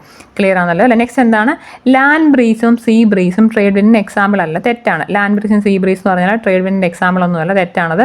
നെക്സ്റ്റ് എന്താണെന്ന് നോക്കി, ട്രേഡ് വിൻസ് എന്താണ്? അതെ, സെയിം ഡയറക്ഷനിലാണ്, കോൺസ്റ്റൻറ്റ് സ്പീഡിലാണ് അടിക്കുന്നത്. കറക്റ്റാണ്. കാരണം നമ്മൾ പറഞ്ഞതാണ് ട്രേഡ് വിൻസ് എന്ന് പറയുമ്പോഴത്തേക്കിന് എന്താണ്? പ്രിവൈലിംഗ് വിൻസിൻ്റെ എക്സാമ്പിളാണ് ഈ ട്രേഡ് വിൻ എന്നുള്ള സംഭവം അല്ലേ? പ്രിവൈലിംഗ് വിൻഡിൻ്റെ എക്സാമ്പിളാണ്. അപ്പോൾ നമ്മൾ പറഞ്ഞാണ് പ്രിവൈലിംഗ് വിൻഡ് എന്ന് പറയുമ്പോഴത്തേക്കിന് ഈ പറഞ്ഞ through out the year same direction ആയിരിക്കും, അതുപോലെ തന്നെ അതിൻ്റെ സ്പീഡ് എന്തായിരിക്കും? കോൺസ്റ്റൻ്റ് ആയിരിക്കും അല്ലേ? നമ്മൾ പറഞ്ഞാണ് ഈ സംഭവം. ഈ ട്രേഡ് വിൻഡിൻ്റെ ട്രെഡ് എന്നുള്ള വാക്കിൻ്റെ അർത്ഥം തന്നെ എന്തായിരുന്നു? മെയിൻറ്റെയിനിങ് സെയിം ഡയറക്ഷൻ ആട്ടോ. അപ്പോൾ ഈ പറഞ്ഞ സംഭവം എന്താണ്? ശരിയാണ്, ഈ പറഞ്ഞ സംഭവം ശരിയാണ് കേട്ടോ. നെക്സ്റ്റ് നോക്കി, ട്രേഡ് വിൻസ് എന്ന് പറയുമ്പോഴത്തേക്കിന് പോളാർ റീജിയനിലാണ് ഡെവലപ്പിംഗ്, തെറ്റാണ് കേട്ടോ. അപ്പോൾ നമ്മൾ ഈ പറഞ്ഞിട്ടുള്ള ഫസ്റ്റും തേർഡും കറക്റ്റാണ് കേട്ടോ. അപ്പോൾ പറഞ്ഞാൽ 1ഉം 3ഉം കറക്റ്റ് ആണെന്നുള്ളതാണ് ഇതിൻ്റെ ആൻസർ. ക്ലിയർ ആണല്ലോ അല്ലേ? നെക്സ്റ്റ് ക്വസ്റ്റ്യൻ നോക്കി. ഈ പറഞ്ഞിട്ടുള്ള ഡാമും റിവറും തമ്മിൽ കണക്ട് ചെയ്യാനുള്ളതാണ് ഇതിൻ്റെ ക്വസ്റ്റ്യൻ. അപ്പോൾ ഞാൻ ഈ പറഞ്ഞു ഇതിനകത്ത് എല്ലാ ഡാമിൻ്റെ പേരൊന്നും എനിക്ക് പേഴ്സണലി അറിയത്തില്ല. അപ്പോൾ നോക്കിയോ, നമുക്ക് ഇതിനകത്ത് കണക്ട് ചെയ്യാം. നമുക്ക് അറിയാവുന്ന ഡാമുകളുണ്ട് ഇതിനകത്ത്, മനസ്സിലായി? നമുക്ക് അറിയാവുന്ന ഡാമുകൾ കറക്റ്റ് കണക്ട് ചെയ്ത് കഴിഞ്ഞാൽ ഇതിനകത്ത് പ്രശ്നം വരത്തില്ല അല്ലേ? നമുക്കറിയാം ഈ പറഞ്ഞിട്ടുള്ള മുതിരപ്പുഴയിലുള്ള ഡാമാണ് എന്ത്, ഈ ശങ്കുളം എന്ന് പറഞ്ഞാൽ. അപ്പം നോക്കിയാൽ മുതിരപ്പുഴയിലുള്ള ഡാമാണ് ശങ്കുളം. അപ്പോൾ സി എന്നുള്ള സംഭവം 4 വരുന്നത് ഈ പറഞ്ഞ 3 ഈ പറഞ്ഞ ഇതോ നോക്കിയാൽ മതി. മുതിരപ്പുഴ മുതിരപ്പുഴ റിവറിലുള്ളതാണ് ഈ പറഞ്ഞിട്ടുള്ള ശങ്കുളം എന്നുള്ള ഇത്. അപ്പോൾ നോക്കുക, സി എന്നുള്ള സംഭവം 4 വരുന്നത് ഇതോ ഉള്ളൂ. ഇനി നമുക്ക് നെക്സ്റ്റ് നോക്കാം. നമുക്ക് ഇനി അറിയാവുന്ന ഏതാണ്? നമുക്കറിയാം ചാലക്കുടി റിവറിലുള്ളത് ഏത് ഡാമാണ്? ചാലക്കുടി റിവറിലുള്ളത് പെരിങ്കൽകൂത്താണ് അല്ലേ? അപ്പോൾ ഞാൻ പറഞ്ഞില്ല, ഏതെങ്കിലും 2 എണ്ണമൊക്കെ അറിഞ്ഞു കഴിഞ്ഞാൽ ഇത് കണക്ട് ചെയ്ത് പോകാവുന്നേ ഉള്ളൂ. ചാലക്കുടി റിവറിലുള്ള ഡാം എന്ന് പറയുമ്പം പെരിങ്കൽകൂത്താണ് അല്ലേ? ചാലക്കുടി റിവറിലുള്ള ഡാം പെരിങ്കൽകൂത്താണ്. അതുകൊണ്ട് ഇത്. അപ്പോൾ ഇതാണ് ഇതിൻ്റെ ഓപ്ഷൻ. അപ്പോൾ നോക്കി, ഈ പറഞ്ഞിട്ടുള്ള ഇതിനകത്തുള്ള പോത്തുണ്ടി എന്നുള്ളത് ഭാരതപ്പുഴയിലുള്ള ഡാമാണ് കേട്ടോ. പോത്തുണ്ടി എന്നുള്ള ഭാരതപ്പുഴയിലുള്ള ഡാമാണ്. നമുക്ക് ഈ പേപ്പാറ എല്ലാവർക്കും അറിയാവുന്നതാണ്. പേപ്പാറ ഡാം എന്ന് പറയുമ്പോൾ എവിടെ വരുന്നതാണെന്ന് നോക്കി, കരമനയാറിലുള്ളതാണ് ഈ പറഞ്ഞ പേപ്പാറ ഡാമേ. നിങ്ങൾക്ക് എല്ലാ ഡാമിൻ്റെയും പേര് അറിയാം, റിവേഴ്സിൻ്റെ പേര്. ഞാൻ പറഞ്ഞാൽ കേരള ജോഗ്രഫി കറക്റ്റായിട്ട് അറിയാമെന്നുണ്ടെങ്കിൽ പ്രശ്നം വരത്തില്ല. അല്ലെങ്കിൽ നമുക്ക് ഇതുപോലെ തന്നെ കണക്ട് ചെയ്യാം കേട്ടോ. നമുക്ക് 1-2 എണ്ണം അറിയാമെന്നുണ്ടെങ്കിൽ ഇതിന് ആൻസർ കണക്ട് ചെയ്യാവുന്നതാണ്. അപ്പോൾ ഇതാണ് ഇതിൻ്റെ ആൻസർ. നെക്സ്റ്റ് ക്വസ്റ്റ്യൻ നോക്കി. ഈ പറഞ്ഞിട്ടുള്ള ഇഗ്നിയസ് റോക്സ് അല്ലെങ്കിൽ ആഗ്നേയ ശിലയുമായി ബന്ധപ്പെട്ട കറക്റ്റ് അല്ലാത്ത ഫോൾസ് ആയിട്ടുള്ള സ്റ്റേറ്റ്മെൻറ്റ്സ് ഏതാണെന്നാണ് ക്വസ്റ്റ്യൻ. ഞാൻ പറഞ്ഞല്ലോ, ക്വസ്റ്റ്യൻ കറക്റ്റ് വായിക്കണം, ക്വസ്റ്റ്യൻ തെറ്റിക്കരുത്. കാര്യം നമ്മൾ ഒറ്റയടിക്ക് കയറിയിട്ട് ഇവരിപ്പോൾ ചോദിക്കുന്ന ക്വസ്റ്റ്യൻ കറക്റ്റ് നോക്കുക. ഇതിപ്പോൾ ട്രൂ സ്റ്റേറ്റ്മെൻ്റ് ആണോ അല്ലെങ്കിൽ ഫോൾസ് സ്റ്റേറ്റ്മെൻ്റ് ആണോ ചോദിക്കുന്നത് കറക്റ്റ് നോക്കി. ഇവിടെ എന്ന് പറയുമ്പോൾ കറക്റ്റ് അല്ലാത്ത സ്റ്റേറ്റ്മെൻറ്റ്സ് ആണ് കണ്ടുപിടിക്കേണ്ടത്. അപ്പോൾ നോക്കി, നമുക്കറിയാം ഇഗ്നിയസ് റോക്സ് എന്ന് പറയുമ്പോഴത്തേക്കിന് വോൾക്കാനിക് ഇൻ ടൈപ്പാണ്. കറക്റ്റ് അല്ലേ? അപ്പോൾ ഇത് കറക്റ്റ് ആണല്ലേ? ഫസ്റ്റ് ഓപ്ഷൻ കറക്റ്റാണ്. ഇഗ്നിയസ് റോക്സ് എന്ന് പറയുമ്പോഴത്തേക്കിന് വോൾക്കാനിക് ടൈപ്സ് ആണ്. അവരുടെ ഫോസിൽസ് തന്നെ അത് വരത്തില്ല. കറക്റ്റാണ്. ഈ പറഞ്ഞ ഗ്രാനൈറ്റും ബസാൾട്ടും ഇഗ്നിയസ് റോക്കിൻ്റെ എക്സാമ്പിൾ ആണ്. അതും കറക്റ്റാണ് അല്ലേ? നോക്കി, ഇഗ്നിയസ് റോക്സ് എന്ന് പറയുമ്പോൾ നമ്മൾ പറഞ്ഞാണ് മാതൃശില എന്ന് വിളിക്കുന്നത് ഇഗ്നിയസ് റോക്സിനെയാണ്. പ്രൈമറി റോക്കാണ്. അപ്പോൾ അതും കറക്റ്റാണ്. ഇഗ്നിയസ് റോക്കിന് ലേയേർഡ് സ്ട്രക്ചർ ഇല്ല. തെറ്റാണല്ലേ? ഏത് റോക്കിനാണ് ലേയേർഡ് സ്ട്രക്ചർ വരുന്നത്? നമുക്കറിയാം സെഡിമെൻ്ററി റോക്കിനാണ് അല്ലേ? സെഡിമെൻ്ററി റോക്കിനാണ് വരുന്നത്, ലേയേർഡ് സ്ട്രക്ചർ വരുന്ന ആർക്കാണ്? സെഡിമെൻ്ററി റോക്കിനാണ് നോക്കിയിരിക്കുക. ഇഗ്നിയസ് റോക്കിന് ലേയേർഡ് സ്ട്രക്ചർ ഒന്നും ഇല്ല. അപ്പോൾ ഇതിനകത്ത് പറയുമ്പോൾ കറക്റ്റ് അല്ലാത്ത സ്റ്റേറ്റ്മെൻറ്റ് ഇതാണ് അല്ലേ? ഇഗ്നിയസ് റോക്കിനല്ല ലേയേർഡ് സ്ട്രക്ചർ ഉള്ളത്, സെഡിമെൻ്ററി റോക്കിനാണ് ഉള്ളത് ലേയേർഡ് സ്ട്രക്ചർ ഉള്ളത്. ഇത് നോക്കിക്കോളൂ. ഇതിനകത്ത് പറയുമ്പോഴത്തേക്കിന് ഇത് നമുക്ക് അറിയാവുന്ന സംഭവമാണ് അല്ലേ? ഇതെന്ന് പറയാൻ ഞാൻ പറഞ്ഞത് SSCRT ടെക്സ്റ്റ് ബുക്കിനകത്തുണ്ട് ഈ പാസസിൻ്റെ പേര്. നോക്കുക, ഇതിനെ ചോദിച്ചിരിക്കുന്നത് പറഞ്ഞാൽ ഏതൊക്കെയാണ് കറക്റ്റായിട്ട് മാച്ച് ചെയ്യിക്കുന്നതാണ് നോക്കേണ്ടത്. അപ്പോൾ ഇതെന്ന് പറയുമ്പോൾ നമുക്കിതിനകത്ത് കറക്റ്റ് നോക്കിയാൽ നമുക്കറിയാം ഈ പറഞ്ഞുള്ള ബെനിഹൽ പാസ് എന്ന് പറയുമ്പോൾ ജമ്മു ആൻഡ് കാശ്മീരാണ്. കറക്റ്റാണ്. ബെനിഹൽ പാസ് എന്ന് പറയുമ്പോഴത്തേക്കിന് ജമ്മു ആൻഡ് കാശ്മീരാണ്. അത് കറക്റ്റ് തന്നെയാണ്. നോക്കി, ഇനി പറഞ്ഞിട്ടുള്ള ലിപ്പു ലേക്ക് എവിടെയാണ്? ലിപ്പു ലേക്ക് എന്ന് പറയുന്നത് തെറ്റാണ്. സിക്കിമിലല്ല. ലിപ്പു ലേക്ക് എന്ന് പറയുമ്പോഴത്തേക്കിന് ഉത്തരാഖണ്ഡിലുള്ളതാണ്. ഉത്തരാഖണ്ഡിലാണ് നമ്മുടെ ലിപു ലേക്കുള്ളത്. അപ്പോൾ ഇത് തെറ്റാണ്. നമുക്കറിയാം രോഹ്താങ് പാസ് എന്ന് പറയുമ്പോൾ ഹിമാചൽ പ്രദേശാണ്. കറക്റ്റാണ്. രോഹ്താങ് പാസ് എന്ന് പറയുമ്പോഴത്തേൽ ഹിമാചൽ പ്രദേശാണ്. ഈ രോഹ്താങ് പാസിനകത്ത് ഇപ്പം രോഹ്താങ് പാസിൽ ഒരു ഇത് പണിയുന്നുണ്ട്, റോഡ് പണിഞ്ഞുകൊണ്ടിരിക്കുന്നുണ്ട് കേട്ടോ. എന്ന് പറയുമ്പോഴത്തേന് അതായിരിക്കും ഇനിയും പണിഞ്ഞുകൊണ്ടിരിക്കുന്നുണ്ട്. 2025 ഓപ്പൺ ആവുന്നത് തോന്നുന്നത്. നമ്മൾ ഈ പറയുന്ന അടൽ ടണൽ അല്ലെങ്കിൽ രോഹ്താങ് ടണൽ അല്ലെങ്കിൽ അടൽ ടണൽ എന്നൊരു സംഭവം അവിടെ പണിഞ്ഞുകൊണ്ടിരിക്കുന്നു. 2025 ഓപ്പൺ ആകാനാണ് സാധ്യത. അത് വന്നു കഴിഞ്ഞാൽ എന്താകും? ഈ പറഞ്ഞിട്ടുള്ള ഹയസ്റ്റ് മോട്ടറബിൾ ടണലായിട്ട് ആ സംഭവം വരും കേട്ടോ. അത് 2025 അത് ഓപ്പൺ ആകത്തുള്ളൂ. രോഹ്താങ് പാസിലുള്ള. അപ്പോൾ ഹിമാചൽ പ്രദേശ് കറക്റ്റാണ്. ഷിപ്കീല പാസ് എവിടെയാണ്? നമുക്കറിയാം. ഒരു അരുണാചൽ പ്രദേശ് തെറ്റാണത്. ഹിമാചൽ പ്രദേശിലാണ് അല്ലേ? ഷിപ്കീല പാസ് എന്ന് പറയുമ്പോഴത്തേക്ക് നമുക്കറിയാം ഈ ഹിമാചൽ പ്രദേശിനെ എവിടെയാണ്? ടിബറ്റുമായിട്ട് കണക്ട് ചെയ്യുന്നതാണ് ആര്? നമ്മൾ ഈ പറഞ്ഞിട്ടുള്ള ഷിപ്കീല പാസ് അല്ലേ? ഹിമാചൽ പ്രദേശിനെ ടിബറ്റുമായിട്ട് കണക്ട് ചെയ്യുന്നതാണ് ഷിപ്കീല പാസ് എന്ന് പറയുമ്പോൾ. അപ്പോൾ ഇതിനകത്ത് 2 ഓപ്ഷനേ കറക്റ്റ് ഉള്ളൂ അല്ലേ? എന്ന് പറയുമ്പം 2 പേര് കറക്റ്റാണ്. അപ്പോൾ ഇതാണ് ഇതിൻ്റെ ആൻസറെ. ക്ലിയർ ആണെന്നല്ലോ അല്ലേ? നെക്സ്റ്റ് ക്വസ്റ്റ്യൻ നോക്കിയേ. ഈ പറഞ്ഞതെന്ന് പറയുമ്പോൾ ആ ഒരു സമയത്തുള്ള കറണ്ട് അഫെയർ ആയിരുന്നു. നോക്കി, ഈ സൂയസ് കനാലിൽ സ്റ്റക്കായിപ്പോയ കാർഗോ ഷിപ്പിൻ്റെ പേരെന്താണെന്നാണ് ക്വസ്റ്റ്യൻ്റെ ആൻസർ. എവർ ഗിവൺ ആയിരുന്നു. ഇതെന്ന് പറയുമ്പോൾ കറണ്ട് അഫെയർ ആണ്. നോക്കണം എന്നില്ല, പുതിയ കറണ്ട് അഫെയർ മാത്രം നോക്കിയാൽ മതി. സെക്ഷൻ നോക്കി എന്ന് പറയുമ്പോഴത്തേന് ഇനി വരുന്ന എക്കണോമിക്സിൻ്റെ സെക്ഷനാണ്. ഈ പറഞ്ഞിട്ടുള്ള സംഭവം ഈ ഫിസിക്കൽ ഡെഫിസിറ്റും റവന്യൂ ഡെഫിസിറ്റൊക്കെ ഞാൻ ഒരു ക്ലാസ് സെപ്പറേറ്റ് എടുത്തുതരാം കേട്ടോ. ഞാൻ പറയുന്നത് ഇത് അറിയാത്തവർക്ക് ഇത് മനസ്സിലാക്കാൻ പാടില്ല. നോക്കി എന്ന് പറയുമ്പോഴത്തേക്കിന് ഈ പറഞ്ഞ ഗവൺമെൻറ് സ്പെൻഡ് ചെയ്യുന്ന ക്യാഷ് ഞാൻ ഈ വായിക്കാൻ പോകുന്ന ഫോളോയിങ്ങിനകത്ത് ഗവൺമെൻറ് സ്പെൻഡ് ചെയ്യുന്ന ക്യാഷ് ഈ പറഞ്ഞ ഏത് ഡെഫിസിറ്റിനകത്ത് വരും എന്നാണ് ക്വസ്റ്റ്യൻ. നോക്കി ഈ പറഞ്ഞിട്ടുള്ള റവന്യൂ ആൻഡ് ക്യാപിറ്റൽ അക്കൗണ്ടിൽ സ്പെൻഡ് ചെയ്യുന്ന സംഭവം, അതുപോലെ തന്നെ എന്താണ് നെറ്റ് റവന്യൂ റെസ്പെക്റ്റായിട്ട് വരുന്ന സംഭവം, അതുപോലെ ലോൺ റിക്കവറിക്ക് സ്പെൻഡ് ചെയ്യുന്ന സംഭവങ്ങൾ, ഈ ടോട്ടൽ എക്സ്പെൻഡിച്ചറിനെല്ലാം വിളിക്കുന്ന പേരെന്താണ്? ഫിസിക്കൽ ഡെഫിസിറ്റ് എന്നാണ് കേട്ടോ. നമുക്കിത് ധനക്കമ്മി എന്ന് പറയുന്ന സംഭവമാണ്. ധനക്കമ്മി എന്ന് പറഞ്ഞാൽ ഇതാണ്. ധനക്കമ്മി എന്ന് പറഞ്ഞാൽ എന്താണ്? ഫിസിക്കൽ ഡെഫിസിറ്റ് ആണെന്ന് ഓർത്തിരിക്കും. ഞാൻ അതിന് വേറൊരു ക്ലാസ് സെപ്പറേറ്റ് എടുത്തരാം കേട്ടോ. നോക്കിയോ, ഇതെന്ന് പറയുമ്പോൾ ഇത് പറഞ്ഞാൽ തീരത്തില്ല. ഈ പറഞ്ഞ സംഭവം നമുക്ക് ആ ബജറ്റിൻ്റെ സെക്ഷനിൽ വരുന്ന ഒരു സംഭവമാണ്. നമ്മുടെ ബജറ്റ് ഒന്ന് പ്രഖ്യാപിച്ച് കഴിഞ്ഞിട്ട് ഇത് എടുക്കാമെന്നാണ് വിചാരിക്കുക, അതുകൊണ്ടാണ് എടുക്കാത്തത്. നെക്സ്റ്റ് ക്വസ്റ്റ്യൻ നോക്കിയേ, ഈ പറഞ്ഞിട്ടുള്ള കൺസ്ട്രക്ഷൻ എന്ന് പറയുമ്പോഴത്തേക്കിന് ഏത് പാർട്ടിലാണ് വരുന്നത്? പ്രൈമറി സെക്ടറാണോ, സെക്കൻഡ് സെക്ടറാണോ, ടെർഷ്യറി സെക്ടറാണോ? ഞാൻ ഇന്നാണ് നമ്മൾ കഴിഞ്ഞ ആഴ്ച കണ്ട് ഇത് കഴിഞ്ഞ പ്രാവശ്യം ചെയ്തപ്പോൾ നമ്മൾ ഈ പറഞ്ഞിട്ടുള്ള സെക്ടേഴ്സിന് കേസ് പറഞ്ഞാണ്. കൺസ്ട്രക്ഷൻ എന്ന് പറയുമ്പോൾ ഏത് സെക്ടറിൽ വരുന്ന സംഭവമാണൊക്കെ അറിയാം. സെക്കൻഡറി സെക്ടറാണ് എന്ത്? നമ്മുടെ കൺസ്ട്രക്ഷൻ എന്നുള്ള സംഭവമേ സെക്കൻഡറി സെക്ടറാണ് എന്ത്? കൺസ്ട്രക്ഷൻ എന്നുള്ള സംഭവം. കേട്ടോ, തെറ്റിക്കരുത്. നെക്സ്റ്റ് ക്വസ്റ്റ്യൻ നോക്കി, ഈ പറഞ്ഞിരിക്കുന്ന സ്റ്റേറ്റ്മെൻറ്റ്സിനകത്ത് കറക്റ്റ് ഏതാണെന്നാണ് ക്വസ്റ്റ്യൻ. ഇതിനകത്ത് ഏതാണ് കറക്റ്റ് എന്നാണ് ക്വസ്റ്റ്യൻ. ഫസ്റ്റ് സ്റ്റേറ്റ്മെൻറ്റ് എന്താണ്? ട്രാൻസ്ഫർ പേയ്മെൻറ്റ്സ് എന്ന് പറയുമ്പോഴത്തേന് പേഴ്സണൽ ഇൻകത്തിലെ പാർട്ടാണ്. അത് കറക്റ്റ് ആണ്. നമുക്കറിയാം ഈ പേഴ്സണൽ ഇൻകം എന്നൊക്കെ പറഞ്ഞു കഴിഞ്ഞാൽ ഡയറക്റ്റ് ടാക്സിനകത്തൊക്കെ പോകുന്ന സംഭവമാണ്. പേഴ്സണൽ ഇൻകം ടാക്സ് എന്നുള്ള സംഭവമൊക്കെ ഈ ട്രാൻസ്ഫർ പേയ്മെൻറ്റ്സ് എന്ന് പറയുമ്പോഴത്തേന് പേഴ്സണൽ ഇൻകത്തിലെ പാർട്ടാണ്. ശരിയാണ് കേട്ടോ. നെക്സ്റ്റ് നോക്കി, ഡിസ്പോസബിൾ ഇൻകം എന്ന് പറയുമ്പോഴത്തേന് ഡയറക്റ്റ് ടാക്സ് പേയ്മെൻറ്റ് ഇൻക്ലൂഡ് ചെയ്യും എന്നാണ് പറയുന്നത്. നോക്കി, ഈ പറഞ്ഞിട്ടുള്ള എന്താണ് ഡിസ്പോസിബിൾ ഇൻകത്തിൻ്റെ ഇക്വേഷൻ എന്താണെന്നറിയോ? ഡിസ്പോസിബിൾ ഇൻകം എന്ന് പറയുമ്പോൾ നമ്മുടെ ഇൻകത്തിനകത്തു നമുക്ക് എത്രയാണോ നമുക്ക് വരുമാനം കിട്ടുന്നത്, ഇൻകത്തിനകത്തുനിന്ന് ഡയറക്റ്റ് ടാക്സ് കുറയ്ക്കുന്നതാണ് എന്ത്? നമ്മളിൽ പറഞ്ഞിട്ടുള്ള ഡിസ്പോസിബിൾ ഇൻകം എന്ന് പറയുമ്പോഴത്തേന് എന്താണ്? ഇൻകത്തിനകത്തുനിന്ന് ഡയറക്റ്റ് ടാക്സ് കുറയ്ക്കുന്നതാണ് ഡിസ്പോസിബിൾ ഇൻകം എന്ന് പറയുമ്പോഴത്തേക്കിന്. അപ്പോൾ ഈ സ്റ്റേറ്റ്മെൻറ്റ് കറക്റ്റ് ആണോ? അല്ല. ഇവർ എന്താ പറയുക? ഡിസ്പോസിബിൾ ഇൻകത്തിനകത്ത് ഡയറക്റ്റ് ടാക്സ് പേയ്മെൻറ്റ് വരും എന്നാണ് പറയുന്നത്. തെറ്റാണല്ലേ? ഡിസ്പോസിബിൾ ഇൻകം എന്ന് പറഞ്ഞാൽ എന്താണ്? ഇൻകത്തിനകത്തുനിന്ന് ഡയറക്റ്റ് ടാക്സ് കുറയ്ക്കുന്നതാണ് എന്ത്? ഡിസ്പോസിബിൾ ഇൻകം എന്ന് പറയുമ്പോൾ ആ സ്റ്റേറ്റ്മെൻറ്റ് തെറ്റാണ്. ഈ നോക്കി, ഈ NNBAT ഫാക്ടർ കോസ്റ്റ് എന്ന് പറയുമ്പോൾ ഇൻഡയറക്റ്റ് ടാക്സ് ഇൻക്ലൂഡ് ചെയ്യും എന്നാണ് പറയുന്നത്. ശരിയാണോ തെറ്റാണെന്ന് പറയാമോ? ഈ പറഞ്ഞ NNBAT ഫാക്ടർ കോസ്റ്റിൻ്റെ ഇക്വേഷൻ എന്താണ്? NNBAT ഫാക്ടർ കോസ്റ്റ് എന്ന് പറഞ്ഞാൽ എന്താണ്? നമുക്കറിയാം ഈ പറഞ്ഞ NNB അറ്റ് മാർക്കറ്റ് പ്രൈസ് അല്ലേ? NNB at market price minus എന്താണ്? നെറ്റ് ഇൻഡയറക്റ്റ് ടാക്സ് ആണ്. നെറ്റ് ഇൻഡയറക്റ്റ് ടാക്സ് ആണ് ഈ NNBAT ഫാക്ടർ കോസ്റ്റ് എന്ന് പറയുന്നത് അല്ലേ? ഈ സ്റ്റേറ്റ്മെൻറ്റ് എന്താണ്? NNBAT factor cost indirect tax payments include ചെയ്യും എന്നാണ് പറഞ്ഞത്. തെറ്റല്ലേ കാര്യം? NNBAT ഫാക്ടർ കോസ്റ്റ് എന്ന് പറഞ്ഞാൽ മാർക്കറ്റ് പ്രൈസിലുള്ള NNBക്ക് അകത്തുനിന്ന് നെറ്റ് ഇൻഡയറക്റ്റ് ടാക്സ് കുറയ്ക്കുന്നതാണല്ലേ? അപ്പോൾ ഈ പറഞ്ഞ സ്റ്റേറ്റ്മെൻറ്റ് തെറ്റാണ്.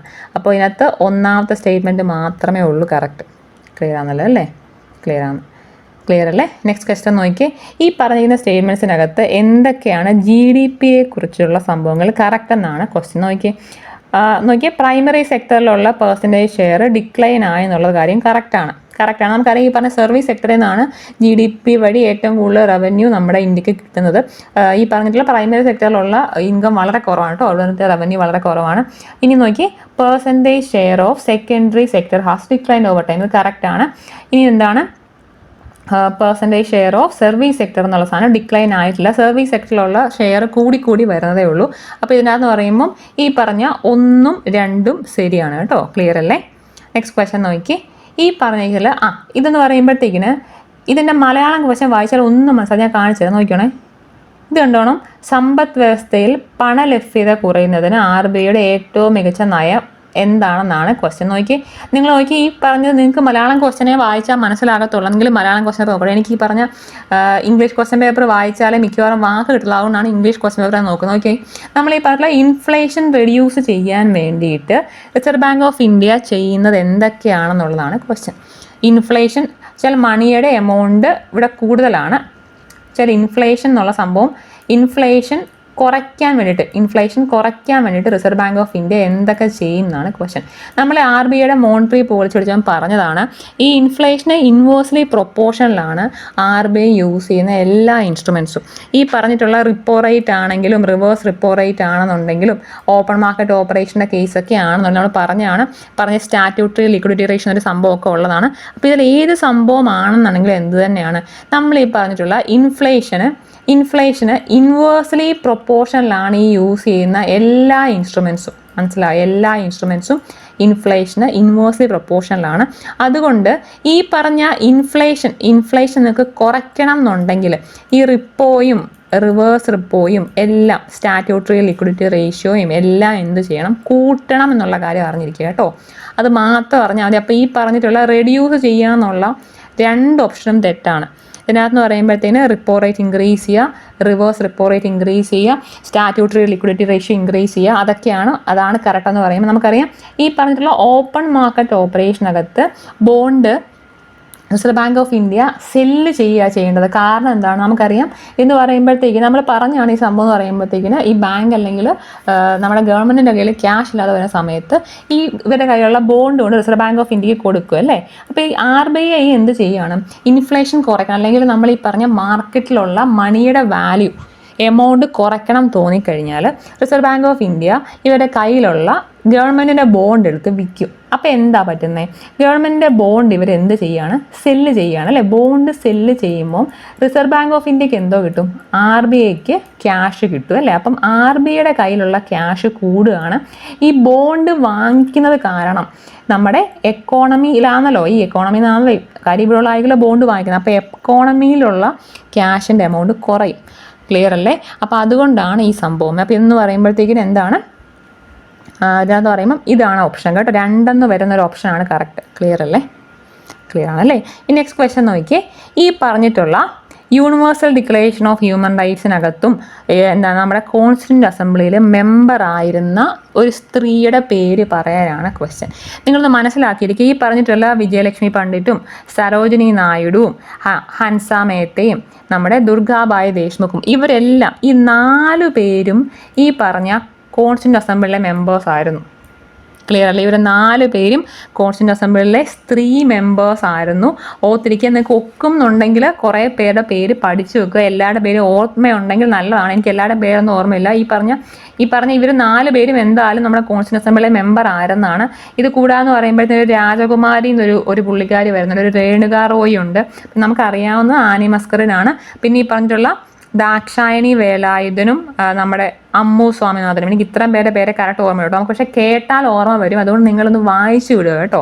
അപ്പോൾ ക്വസ്റ്റ്യൻ എന്ന് പറയുമ്പോൾ ഇവരെല്ലാവരും ഇപ്പോൾ എന്ത് തന്നെയാണ്, നമ്മുടെ കോൺസ്റ്റിറ്റ്യൂന്റ് അസംബ്ലിയിലെ മെമ്പേഴ്സാണ് അല്ലേ. പക്ഷേ ക്വസ്റ്റ്യൻ എന്താണ്, ഈ പറഞ്ഞ യൂണിവേഴ്സൽ ഡിക്ലറേഷൻ ഓഫ് ഹ്യൂമൻ റൈറ്റ്സിനകത്തും മെമ്പർ ആയിരുന്നത് ആരാണെന്നാണ് ക്വസ്റ്റ്യൻ.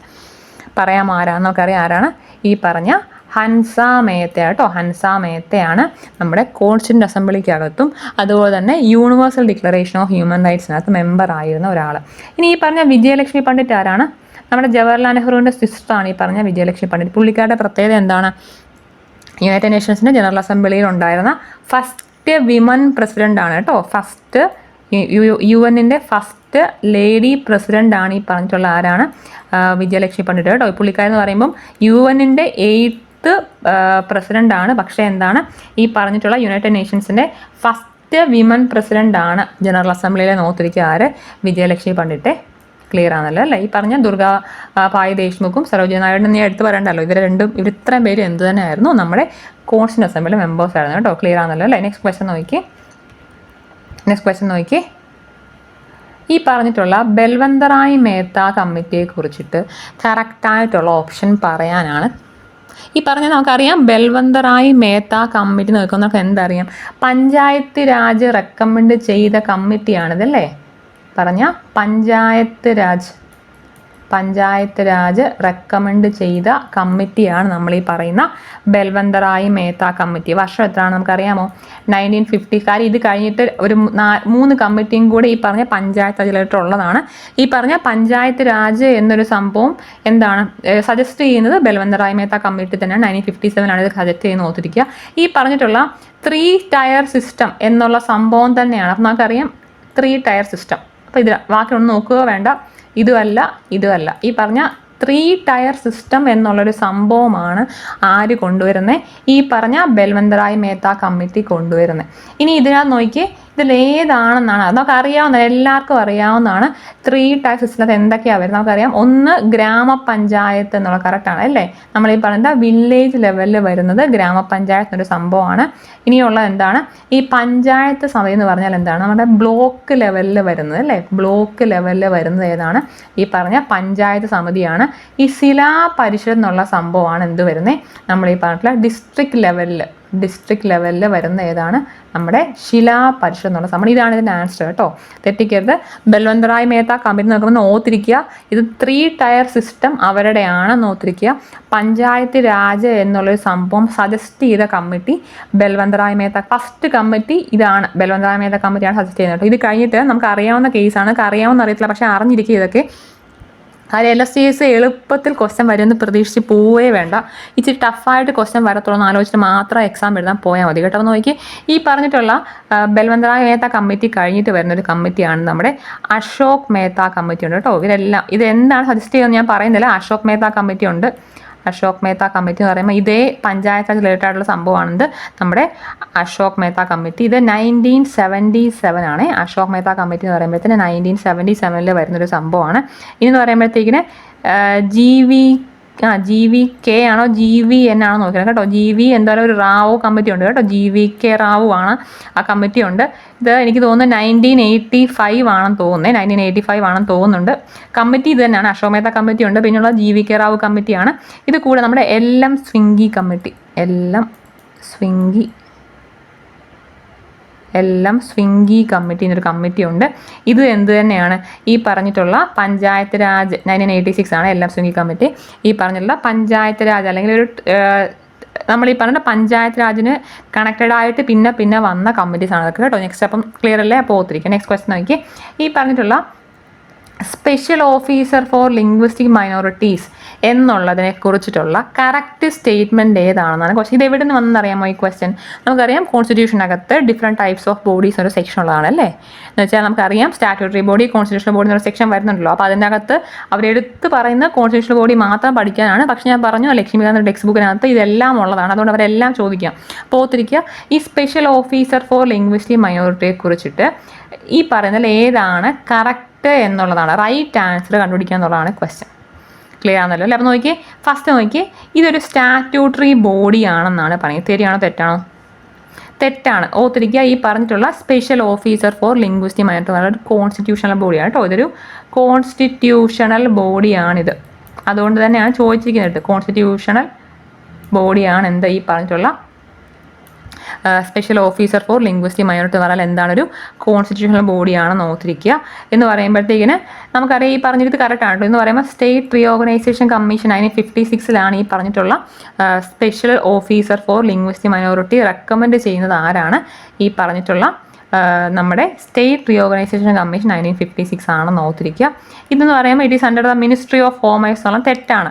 ഈ പറഞ്ഞിട്ടുള്ള നമ്മുടെ ഓർത്തിരിക്കുക, ഇതെന്ന് പറയുമ്പം special officer four linguistic minorities ആണെന്ന് ഓർത്തിരിക്കുക കേട്ടോ. അപ്പോൾ ഇതെന്ന് പറയുമ്പോഴത്തേന് ഇതെന്ന് പറയുമ്പോൾ മിനിസ്ട്രി ഓഫ് ഹോം അഫയേഴ്സ് ആയിരിക്കത്തില്ല, മിനിസ്ട്രി ഓഫ് എന്താണ് മൈനോറിറ്റി അഫയേഴ്സിൻ്റെ അണ്ടറിലായിരിക്കും കേട്ടോ. ആ കാര്യം ഇതെന്ന് പറയുമ്പോൾ മൈനോറിറ്റീസ് ആണ്. അപ്പോൾ ഓർത്തിരിക്കുക, മൈനോറിറ്റി അഫയേഴ്സ് എന്നുള്ളൊരു മിനിസ്ട്രി ഉണ്ട് കേട്ടോ, അവരുടെ അണ്ടറിലാണ് ഈ പറഞ്ഞിട്ടുള്ള special officer four linguistic minority വരുന്നത്. അപ്പോൾ ഈ പറഞ്ഞ ഇതും തെറ്റാണ്.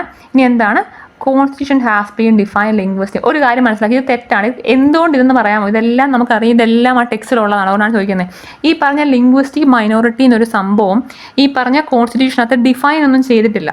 ഓർത്തിരിക്കുക, നമുക്കറിയാം ഈ പറഞ്ഞിട്ടുള്ള കോൺസ്റ്റിറ്റ്യൂഷൻ ഇതിനെ റെക്കഗ്നൈസ് ചെയ്തിട്ടുണ്ട്, പക്ഷേ ഈ പറഞ്ഞ മൈനോറിറ്റി എന്നൊരു സംഭവം ഇതുവരെയും എന്താണ് നമ്മുടെ കോൺസ്റ്റിറ്റ്യൂഷൻ ഡിഫൈൻഡ് അല്ല കേട്ടോ. ആ സംഭവം ഡിഫൈൻഡ് അല്ല കോൺസ്റ്റിറ്റ്യൂഷനകത്ത്. അപ്പോൾ ഈ പറഞ്ഞ സ്റ്റേറ്റ്മെൻറ്റ് തെറ്റാണ് കേട്ടോ, തെറ്റാണ് ഈ സംഭവം. അപ്പോൾ ഇതിനകത്ത് പറയുമ്പം ഇത് മാത്രമേ ഉള്ളൂ ശരി, ഇതാണ് അതിൻ്റെ ആൻസർ കേട്ടോ, അതാണ് അതിൻ്റെ ആൻസർ. നെക്സ്റ്റ് ക്വസ്റ്റ്യൻ നോക്കി, ഡയറക്റ്റീവ് പ്രിൻസിപ്പിൾസ് ഓഫ് സ്റ്റേറ്റ് പോളിസിയെ കുറിച്ചിട്ടുള്ള കുറേ ഓപ്ഷൻസ് ആണ്. ഇതിനകത്ത് പറയുമ്പം റൈറ്റ് ആയിട്ടുള്ളത് ഏതാണെന്ന് സെലക്ട് ചെയ്യുക എന്നുള്ളതാണ് നോക്കേണ്ടത്. നോക്കിയാൽ നമുക്കറിയാം, ഫസ്റ്റ് സ്റ്റേറ്റ്മെൻറ്റ് നോക്കി, ഈ ഐഡിയ ബ്രിട്ടീഷ് കോൺസ്റ്റിറ്റ്യൂഷനിൽ നിന്ന് ബോറോ ചെയ്യുന്നതാണ് പറയുന്നത്. തെറ്റല്ലേ? എവിടെ നിന്നാണ്? നമുക്കറിയാം ഐറിഷ് കോൺസ്റ്റിറ്റ്യൂഷനിൽ നിന്നാണല്ലേ, അയർലൻഡിൽ നിന്നാണ് എന്തെടുത്തിരിക്കുന്നത് ഈ പറഞ്ഞിട്ടുള്ള directive principles of state policy എന്നുള്ള സംഭവം ഇന്ത്യൻ കോൺസ്റ്റിറ്റ്യൂഷനിൽ ബോറോ ചെയ്തത് എവിടെ നിന്നാണ്? അയർലൻഡിൻ്റെ കോൺസ്റ്റിറ്റ്യൂഷനിൽ നിന്നാണ്. അപ്പോൾ ഈ ഫസ്റ്റ് സ്റ്റേറ്റ്മെൻറ്റ് തെറ്റാണ്. നോക്കി, ഇതെന്ന് പറയുന്നത് നമുക്കറിയാം some ideas are reflecting Gandhian principles. കറക്റ്റാണ്, നമുക്കറിയാം ഗാന്ധിയൻ പ്രിൻസിപ്പിൾസ് അതിനകത്ത് ഉള്ളതാണ്. എന്ന് പറയുമ്പോഴത്തേക്കിന് ഗവൺമെൻറ്റിൻ്റെ പെർഫോമൻസ് മെഷർ ചെയ്യാനുള്ള ഒരു യാർഡ് സ്റ്റിക്ക് തന്നെയാണ് ഈ പറഞ്ഞിട്ടുള്ള എന്ത് നമ്മുടെ ഡയറക്റ്റീവ് പ്രിൻസിപ്പിൾസ്. കറക്റ്റാണ്.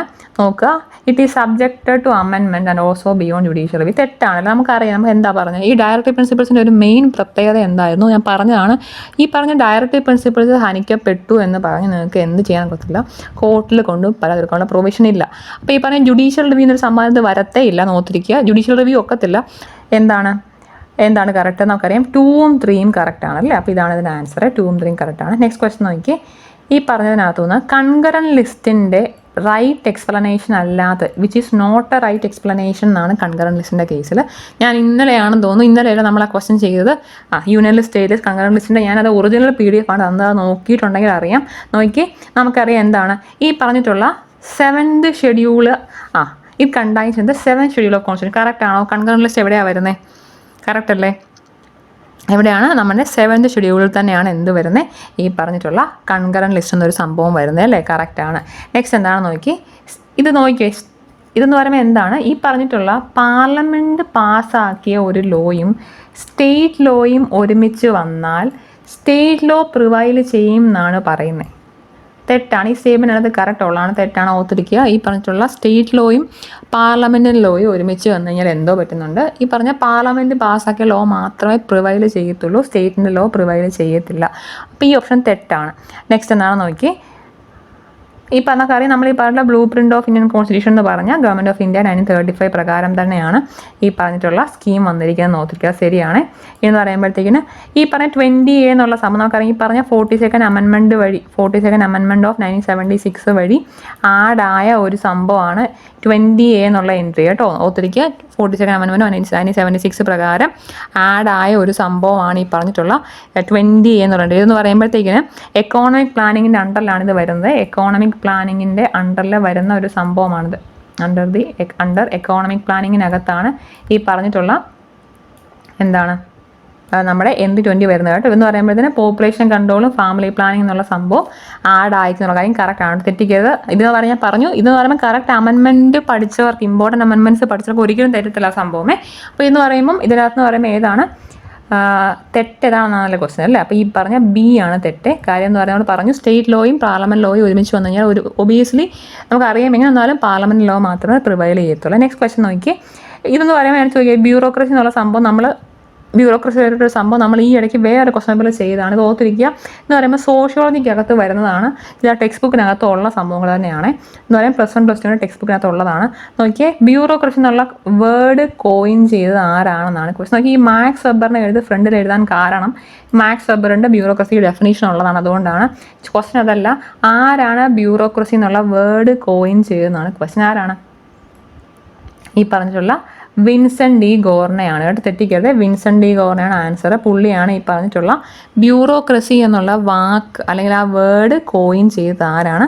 വിൻസെൻ്റ് ഡി ഗോർണയാണ്. മാക്സ് വെബറിൻ്റെ ഒരു സ്റ്റേറ്റ്മെൻറ്റ്, എന്താണ് ബ്യൂറോക്രസി എന്നുള്ള മാക്സ് വെബറിൻ്റെ ഒരു സ്റ്റേറ്റ്മെൻ്റ് ആയിരുന്നു നമ്മൾ വേറൊരു ക്വസ്റ്റ്യൻ പേപ്പറിൽ കണ്ടതല്ലേ. ക്ലിയർ അല്ലേ? നെക്സ്റ്റ് നോക്കിയേ, ഇതെന്ന് പറഞ്ഞാൽ ഇതെന്ന് പറയുമ്പോൾ ചോദിക്കാനുള്ള കാരണം ഇതെന്ന് പറയുമ്പോഴത്തേക്കിന് ഈ നമ്പർ നമ്മുടെ കൺസ്യൂമർ ഹെൽപ്പ് ലൈൻ്റെ നമ്പറാണ്. കൺസ്യൂമർ പ്രൊട്ടക്ഷൻ ആക്ട് എന്നുള്ള സംഭവം സിവിക്സിനകത്ത് എടുത്ത് പറയുന്നതാണ്. അതുകൊണ്ടാണ് ചോദിച്ചത് കേട്ടോ. നോക്കുക, ഈ പറഞ്ഞിട്ടുള്ള 1814-4000 എന്ന് പറഞ്ഞാൽ കൺസ്യൂമർ ഹെൽപ്പ് ലൈൻ്റെ നമ്പറാണ്. ഈ പറഞ്ഞ 1800 തുടങ്ങുന്ന 2-3 എണ്ണം ഉണ്ട്. ഈ നാഷണൽ ഹെൽപ്പ് ലൈൻ എന്ന് പറയുമ്പോൾ അത് കുറേ എണ്ണം ഉണ്ട്. അതെല്ലാം ഒന്നും പഠിക്കുകയൊന്നും വേണ്ട. ഈ പറഞ്ഞിട്ടുള്ള ആൻറ്റി റാഗിങ് ഹെൽപ്പ് ലൈൻ എന്ന് പറയുമ്പോൾ ഇതുപോലെ തന്നെയാണ് സ്റ്റാർട്ട് ചെയ്യുന്നത്. 1800 നോക്കി 180 55 22 എന്നാണ്. പഠിക്കണം നിർബന്ധമില്ല. ഈ പറഞ്ഞ കൺസ്യൂമർ ഹെൽപ്പ് ലൈൻ നമ്പർ ഒന്ന് പഠിച്ചു വെക്കുക കേട്ടോ. എന്ന് പറയുമ്പോൾ 1811-4000 എന്ന് പറഞ്ഞാൽ കൺസ്യൂമർ ഹെൽപ്പ് ലൈൻ നമ്പറാണ് ഓർത്തിരിക്കുക കേട്ടോ.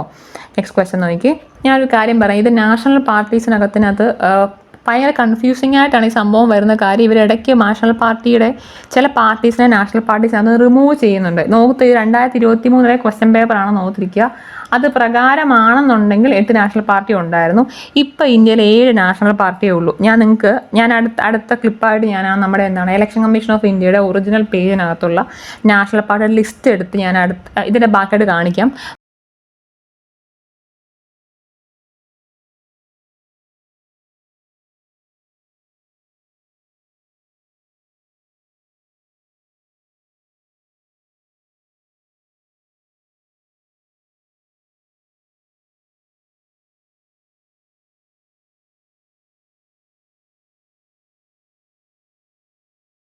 നോക്കി, ഇപ്പോൾ എന്ന് പറയുമ്പോൾ ഇന്ത്യയിൽ എത്ര 7 നാഷണൽ പാർട്ടിയെ ഇന്ത്യയിലുള്ളൂ എന്ന് മനസ്സിലാക്കിയിരിക്കുക കേട്ടോ. ക്ലിയർ ആണ്. ഇപ്പോൾ 7 പാർട്ടിയേ ഉള്ളൂ. ഈ പറഞ്ഞിട്ടുള്ള സമാജ്വാദ് പാർട്ടി ഇപ്പം നാഷണൽ പാർട്ടി അല്ല. അത് തെറ്റാണ്. ഈ പറഞ്ഞിട്ടുള്ള നാഷണൽ പീപ്പിൾസ് പാർട്ടി എന്ന് പറഞ്ഞാൽ എന്ത് തന്നെയല്ല, ഇപ്പോഴും നാഷണൽ പാർട്ടിയല്ല, ഇത് തെറ്റാണ്. ഇത് രണ്ടും തെറ്റാണെന്ന് ഓർത്തിരിക്കുക. ഒന്ന് പറയുമ്പോൾ BJP ആണ്, നമുക്കറിയാം. ഒന്ന് പറയുമ്പോൾ ഭാരതീയ ജനതാ പാർട്ടിയാണെന്ന് ഓർത്തിരിക്കുക. രണ്ടെന്താണ്, തൃണമൂൽ കോൺഗ്രസ് എന്നൊരു സംഭവമുള്ള തൃണമൂൽ കോൺഗ്രസ് എന്നൊരു സംഭവമാണെന്ന് ഓർത്തിരിക്കുക. പിന്നെ എന്താ പറയുക, നമ്മുടെ communist party of India CPI ഉണ്ട്. ഇനി എന്താണ് CPIM അല്ലേ, communist party of India, Marxist എന്നൊരു സംഭവമുണ്ട്. പിന്നെ ഉള്ളത് ഇന്ത്യൻ നാഷണൽ കോൺഗ്രസ് ആണ്. ഇപ്പം ഞാൻ ഇപ്പോൾ ഉള്ള ഡേറ്റ വെച്ചിട്ടാണ് പറയുന്നത്. ഇതിന് എന്തെങ്കിലും ചേഞ്ച് വന്നിട്ടുണ്ടോ എന്നുള്ള കാര്യം ഇടയ്ക്ക് ഒന്ന് നോക്കിക്കണം. എക്സാമിന് മുമ്പ് നോക്കിയിട്ടേ പോകാം. കാര്യം ഇടയ്ക്കിട്ട് അങ്ങോട്ടും ഇങ്ങോട്ടും മാറുന്ന സംഭവങ്ങളാണ്. അപ്പോൾ ഓർത്തിരിക്കുക. ഇപ്പം ഇനി എന്താണ് നമ്മൾ പറഞ്ഞു, ഇനിയുള്ളത് BSP ഉണ്ടല്ലേ, ബഹുജൻ സമാജ് പാർട്ടി എന്നൊരു സംഭവമുണ്ട്. ബഹുജൻ സമാജ് പാർട്ടി BSP ഉണ്ട്. ബഹുജൻ സമാജ് പാർട്ടി എന്നൊരു സംഭവം ഉള്ളതാണ്. ഇനി എന്താണ് 1 2 3 4 5 6 നമ്മുടെ ഇനിയും എന്താണ്, ഇന്ത്യൻ നാഷണൽ കോൺഗ്രസ് പറഞ്ഞാണല്ലേ. എന്ന് പറയുന്നത് നാഷണൽ കോൺഗ്രസ് പാർട്ടി എന്നൊരു സംഭവമുണ്ട്. NCP, നാഷണൽ കോൺഗ്രസ് പാർട്ടി എന്നൊരു സംഭവം. ഇത്രയുമാണ് ഇന്നത്തെ. ഞാൻ ഇന്നും കൂടെ ഇലക്ഷൻ കമ്മീഷൻ ഓഫ് ഇന്ത്യയുടെ സെക്ഷൻ നോക്കിയത്. കാര്യം ഇന്നത്തെ ഭയങ്കര ഡൗട്ട് വരുന്ന സംഭവമാണ്. ഇതിനകത്ത് പറയുമ്പോൾ ഉള്ളത് 7 പാർട്ടി ഇത്രയും തന്നെയാണ്. അപ്പോൾ ഓർത്തിരിക്കുക, ഇപ്പോൾ 7 പാർട്ടിയേ ഉള്ളൂ നാഷണൽ പാർട്ടീസ്. ഇനി നോക്കി, ഇനി എന്താണ് ഈ പറഞ്ഞത്, require 6% of votes polled in at least 4 states plus 4 members in the Lok Sabha. ഇത് കറക്റ്റാണ്. എന്ന് പറയുമ്പോൾ നമുക്കറിയാം നാഷണൽ പാർട്ടി ആകാനുള്ള റിക്വയർമെൻറ്റ്സ് എന്നൊരു സെക്ഷൻ ഉള്ളതാണ്. അത് ഞാൻ ഓൾറെഡി നാഷണൽ പാർട്ടി എന്ന സെക്ഷൻ എടുത്തിട്ടുണ്ടോ നോക്കണം കേട്ടോ. നെക്സ്റ്റ് ക്വസ്റ്റ്യൻ നോക്കി. ഇനി ലാൻഡ് അക്വിസിഷൻ ആക്ട് 2013 പ്രകാരം ഈ പറഞ്ഞിരിക്കുന്നത് ഏതൊക്കെ സ്റ്റേറ്റ്മെൻറ്റ്സ് കറക്റ്റ് ആണ് എന്നുള്ളതാണ് ക്വസ്റ്റ്യൻ. ഈ ലാൻഡ് അക്വിസിഷൻ ആക്ട് എവിടെ നിന്ന് വന്നെന്ന് അറിയാമോ? ഞാൻ പറഞ്ഞതാണ് എന്ത്, ഇമ്പോർട്ടൻറ്റ് ആക്ട്സ് ഓഫ് ഇന്ത്യ എന്നൊരു ബുക്ക് ഉള്ളതാണ്. അപ്പോൾ അതിനകത്തുനിന്നാണ് ഈ പറഞ്ഞിട്ടുള്ള UPSCക്ക് ക്വസ്റ്റ്യൻ ചോദിക്കുന്നത്. അപ്പോൾ ഇവന്മാർ എന്ത് ചെയ്യും, നമ്മുടെ ഇവിടെയും ഇത് തന്നെ ചോദിക്കും. അതെന്നാണ് ഈ ലാൻഡ് അക്വിസിഷൻ ആക്ട് എടുത്ത് പറഞ്ഞിട്ടില്ല, പക്ഷെ അത് അവിടെ നിന്നാണ് വന്നതെന്ന് ഓർത്തിരിക്കുക. The act got presidential assent on September. ഇത് കറക്റ്റാണ് കേട്ടോ, 2013 വരുന്നത്. എന്ന് പറയുമ്പോഴത്തേക്കിന് സോഷ്യൽ ഇമ്പാക്ട് സ്റ്റഡി നടത്തണം എന്നുള്ളത് മാൻഡേറ്ററി ആണെന്നുള്ളത് കറക്റ്റാണ്. എന്ന് നോക്കിക്കോളൂ, എന്താണ്, the act duly recognise the role of local self government in the case of land acquisition. ഇതും കറക്റ്റാണ് അല്ലേ, ഇതും കറക്റ്റാണ്. ഇനി നോക്കിക്കോളെ, section 25 of the act deals with compensation of the land owners. ഓർത്തിരിക്കുക, ഈ പറഞ്ഞിട്ടുള്ള ലാൻഡ് അക്വിസിഷൻ ആക്ടിനകത്ത് സെക്ഷൻ 28 ആണ് ഈ പറഞ്ഞിട്ടുള്ള കോമ്പൻസേഷൻ, ലാൻഡ് ഓണേഴ്സിൻ്റെ കോമ്പൻസേഷൻ എന്ന് പറയുന്നത് എത്താണ്, സെക്ഷൻ 28 ആണ്. ഈ പറഞ്ഞ സെക്ഷൻ 25 എന്ന് പറയുമ്പോഴത്തേക്കിന് ഈ എന്താണ്, ഒരു ഫോർമൽ ഡിസിഷൻ എപ്പം എടുക്കണം, അല്ലെങ്കിൽ ഒരു കോമ്പൻസേഷൻ റിഗാർഡിംഗ് ആയിട്ടുള്ള ഡിസിഷൻ കളക്ടർ എപ്പം എടുക്കണം എന്ന് പറയുന്നതാണ് എന്ത്, ഈ പറയുന്ന സെക്ഷൻ 25. സെക്ഷൻ 28 ആണ് എന്ത്, കോമ്പൻസേഷനെ കുറിച്ച് പറയുന്നത് സെക്ഷൻ 28-ലാണ്. സെക്ഷൻ 25-ലാണ് എന്ത് പറയുന്നത്, ഈ പറഞ്ഞ ഓണറിനുള്ള കോമ്പൻസേഷൻ, ലാൻഡ് അക്വിസിഷന് വേണ്ടിയിട്ടുള്ള ഓണറിൻ്റെ കോമ്പൻസേഷൻ എപ്പം കൊടുക്കണം എന്നുള്ള സാധനം ഡിസൈഡ് ചെയ്യേണ്ടത് കളക്ടർ ആണെന്നുള്ളതാണ് സെക്ഷൻ 25. അപ്പോൾ എന്താണ് ക്വസ്റ്റ്യൻ, ഇതിൻ്റെ റൈറ്റ് ഏതാണെന്നാണ് ക്വസ്റ്റ്യൻ അല്ലേ. എന്ന് പറയുമ്പോൾ ഇത് തെറ്റാണ് അല്ലേ, തെറ്റാണ്. ബാക്കി 3 ശരിയാണ്. 1 2 1 3 എന്നുള്ള സാധനം കറക്റ്റാണ് കേട്ടോ. ഇനി നോക്കി നെക്സ്റ്റ് ക്വസ്റ്റൻ, ഇത് എല്ലാവർക്കും അറിയാവുന്ന ക്വസ്റ്റനാണ്. ഈ പറഞ്ഞ ഇന്ത്യൻ സിവിൽ സർവീസ് എക്സാമിനേഷൻ ഇന്ത്യയിൽ സ്റ്റാർട്ട് ചെയ്ത് എപ്പോഴാണ്? ഇത് എല്ലാവർക്കും അറിയാവുന്ന ക്വസ്റ്റനാണ്. ഏതാണ്? നമുക്കറിയാം 1922-ലാണ് എന്തോ ചെയ്യുന്നത്, ഇന്ത്യൻ സിവിൽ സർവീസ് എക്സാമിനേഷൻ ഇന്ത്യയിൽ സ്റ്റാർട്ട് ചെയ്യുന്നത്. ഇതിൻ്റെ അന്ന് കണക്ട് ചെയ്ത് വരാൻ സാധ്യതയുള്ളൊരു ക്വസ്റ്റൻ എന്ന് പറയുമ്പോഴത്തേക്കും ഇതിൻ്റെ 2 സംഭവമുണ്ട്. നമുക്കറിയാം father of civil service in India എന്ന് പറഞ്ഞാൽ നോക്കണം, ആഫ്റ്റർ ഇൻഡിപെൻഡൻസ് ആണെന്നുണ്ടെങ്കിൽ father of civil service, civil service in India എന്ന് ചോദിച്ചാൽ ആഫ്റ്റർ ഇൻഡിപെൻഡൻസ് ആണെങ്കിൽ ആരാണ് നമുക്കറിയാം, ഇത് സർദാർ വല്ലഭായ് പട്ടേലാണ് അല്ലേ, സർദാർ വല്ലഭായ് പട്ടേലാണ് father of civil service in India after independence. അതാണ് സർദാർ വല്ലഭായ് പട്ടേൽ. അതല്ല ചോദിക്കുകയാണ് who is a father of civil service എന്ന് ചോദിച്ചാൽ ആരാണ് നമുക്കറിയാം, കോൺവാലിസ് പ്രഭു ആണല്ലേ, ലോർഡ് കോൺവാലിസ് ആണ് എന്ത്, father of civil service in India എന്ന് വെച്ചാൽ ലോർഡ് കോൺവാലിസ് ആണെന്ന് ഓർത്തിരിക്കുക. ആഫ്റ്റർ ഇൻഡിപെൻഡൻസ് ആണ് ക്വസ്റ്റ്യൻ എന്നുണ്ടെങ്കിൽ സർദാർ വല്ലഭായ് പട്ടേലാണ്, അല്ലെങ്കിൽ എന്താണ് ലോർഡ് കോൺവാലിസ് ആണ് father of civil service in India എന്ന് ഓർമ്മിച്ചിരിക്കുക കേട്ടോ. അപ്പോൾ ഇവിടെ നിന്ന് പറയുമ്പോൾ ഫസ്റ്റ് സിവിൽ സർവീസ് എക്സാമിനേഷൻ നടന്നത് എന്നാണ് 1928-ലാണ്. നെക്സ്റ്റ് ക്വസ്റ്റ്യൻ നോക്കി, നമുക്കറിയാം ഇതെന്ന് പറയുമ്പോൾ സ്പോർട്സ് എന്നൊരു സെക്ഷനകത്ത് വരുന്നതാണ്, കറണ്ട് അഫയർ ചോദിക്കുകയും ചെയ്യും. സമ്മർ ഒളിമ്പിക്സ് 2020 എവിടെയാണ് ഫിക്സ് ചെയ്തിരുന്നതാണ് ക്വസ്റ്റ്യൻ. സമ്മർ ഒളിമ്പിക്സ് നടന്നത് എവിടെ വെച്ചിട്ടാണ്? ടോക്കിയോ തന്നെയാണ്. അവിടെ കറക്റ്റാണ്, ഇത് നാഷണൽ ടോക്കിയോ തന്നെയാണ് കേട്ടോ. നെക്സ്റ്റ് ക്വസ്റ്റ്യൻ നോക്കി, ഈ പറഞ്ഞിരിക്കുന്ന അക്കിത്തം അച്യുതൻ നമ്പൂതിരിക്ക് പത്മശ്രീ കിട്ടിയ വർഷമാണ് ക്വസ്റ്റ്യൻ. അക്കിത്തം അച്യുതൻ നമ്പൂതിരിക്ക് പത്മശ്രീ കിട്ടിയ വർഷമാണ് ക്വസ്റ്റ്യൻ. ഏതാണെന്ന് പറയാമോ? 2017-ലാണ് കേട്ടോ. 2023 പത്മശ്രീ പ്രഖ്യാപിച്ചിട്ടുണ്ട്. 2023 പത്മശ്രീ പ്രഖ്യാപിച്ചിട്ടുണ്ട്.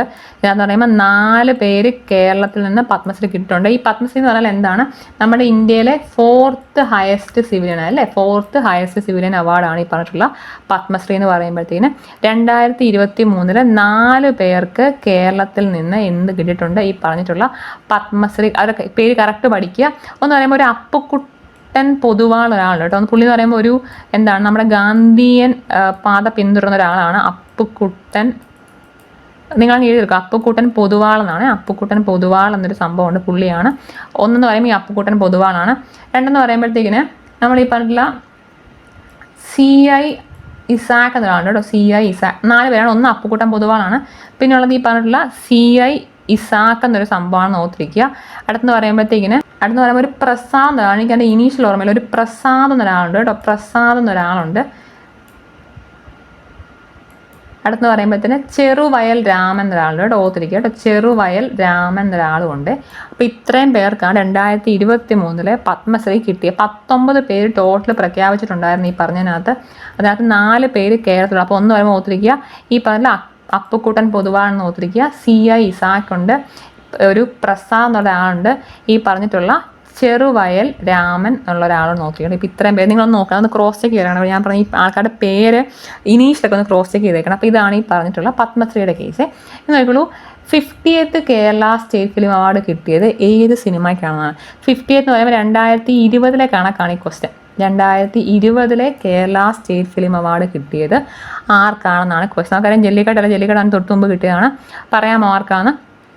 ഈ പറഞ്ഞിട്ടുള്ള വസന്തിയോ വാസന്തി ആ സിനിമയ്ക്കാണ് എന്ത് കിട്ടിയിരിക്കുന്നത്? 2020 ഈ 50ാമത്തെ കേരള സ്റ്റേറ്റ് ഫിലിം അവാർഡ് എന്ന് പറഞ്ഞാൽ 2020 വാസന്തി എന്നുള്ള സിനിമയ്ക്കാണ് കിട്ടിയിരിക്കുന്നത്. നോക്കിയിരിക്കുക കേട്ടോ. പറയാമോ? ഞാൻ ചോദിക്കട്ടെ, ഇതൊന്നും 2020 ഇപ്പം 53rd 2023 ഈ പറഞ്ഞിട്ടുള്ള കേരള സ്റ്റേറ്റ് ഫിലിം അവാർഡ് പ്രഖ്യാപിച്ചിട്ടുണ്ട്. ഈ പറഞ്ഞ മമ്മൂട്ടി അഭിനയിച്ചിട്ടുള്ള ഒരു സിനിമയ്ക്കാണ് ഈ പറഞ്ഞ സംഭവം കിട്ടിയിരിക്കുന്നത്. പറയാമോ ഏതാണെന്ന്? എന്താണ്? ഞാൻ പകൽ നേരത്ത് മയക്കം എന്നൊരു സംഭവമാണ്. ഞാൻ പകൽ നേരത്ത് മയക്കം എന്നാണ് എൻ്റെ ടൈറ്റിൽ.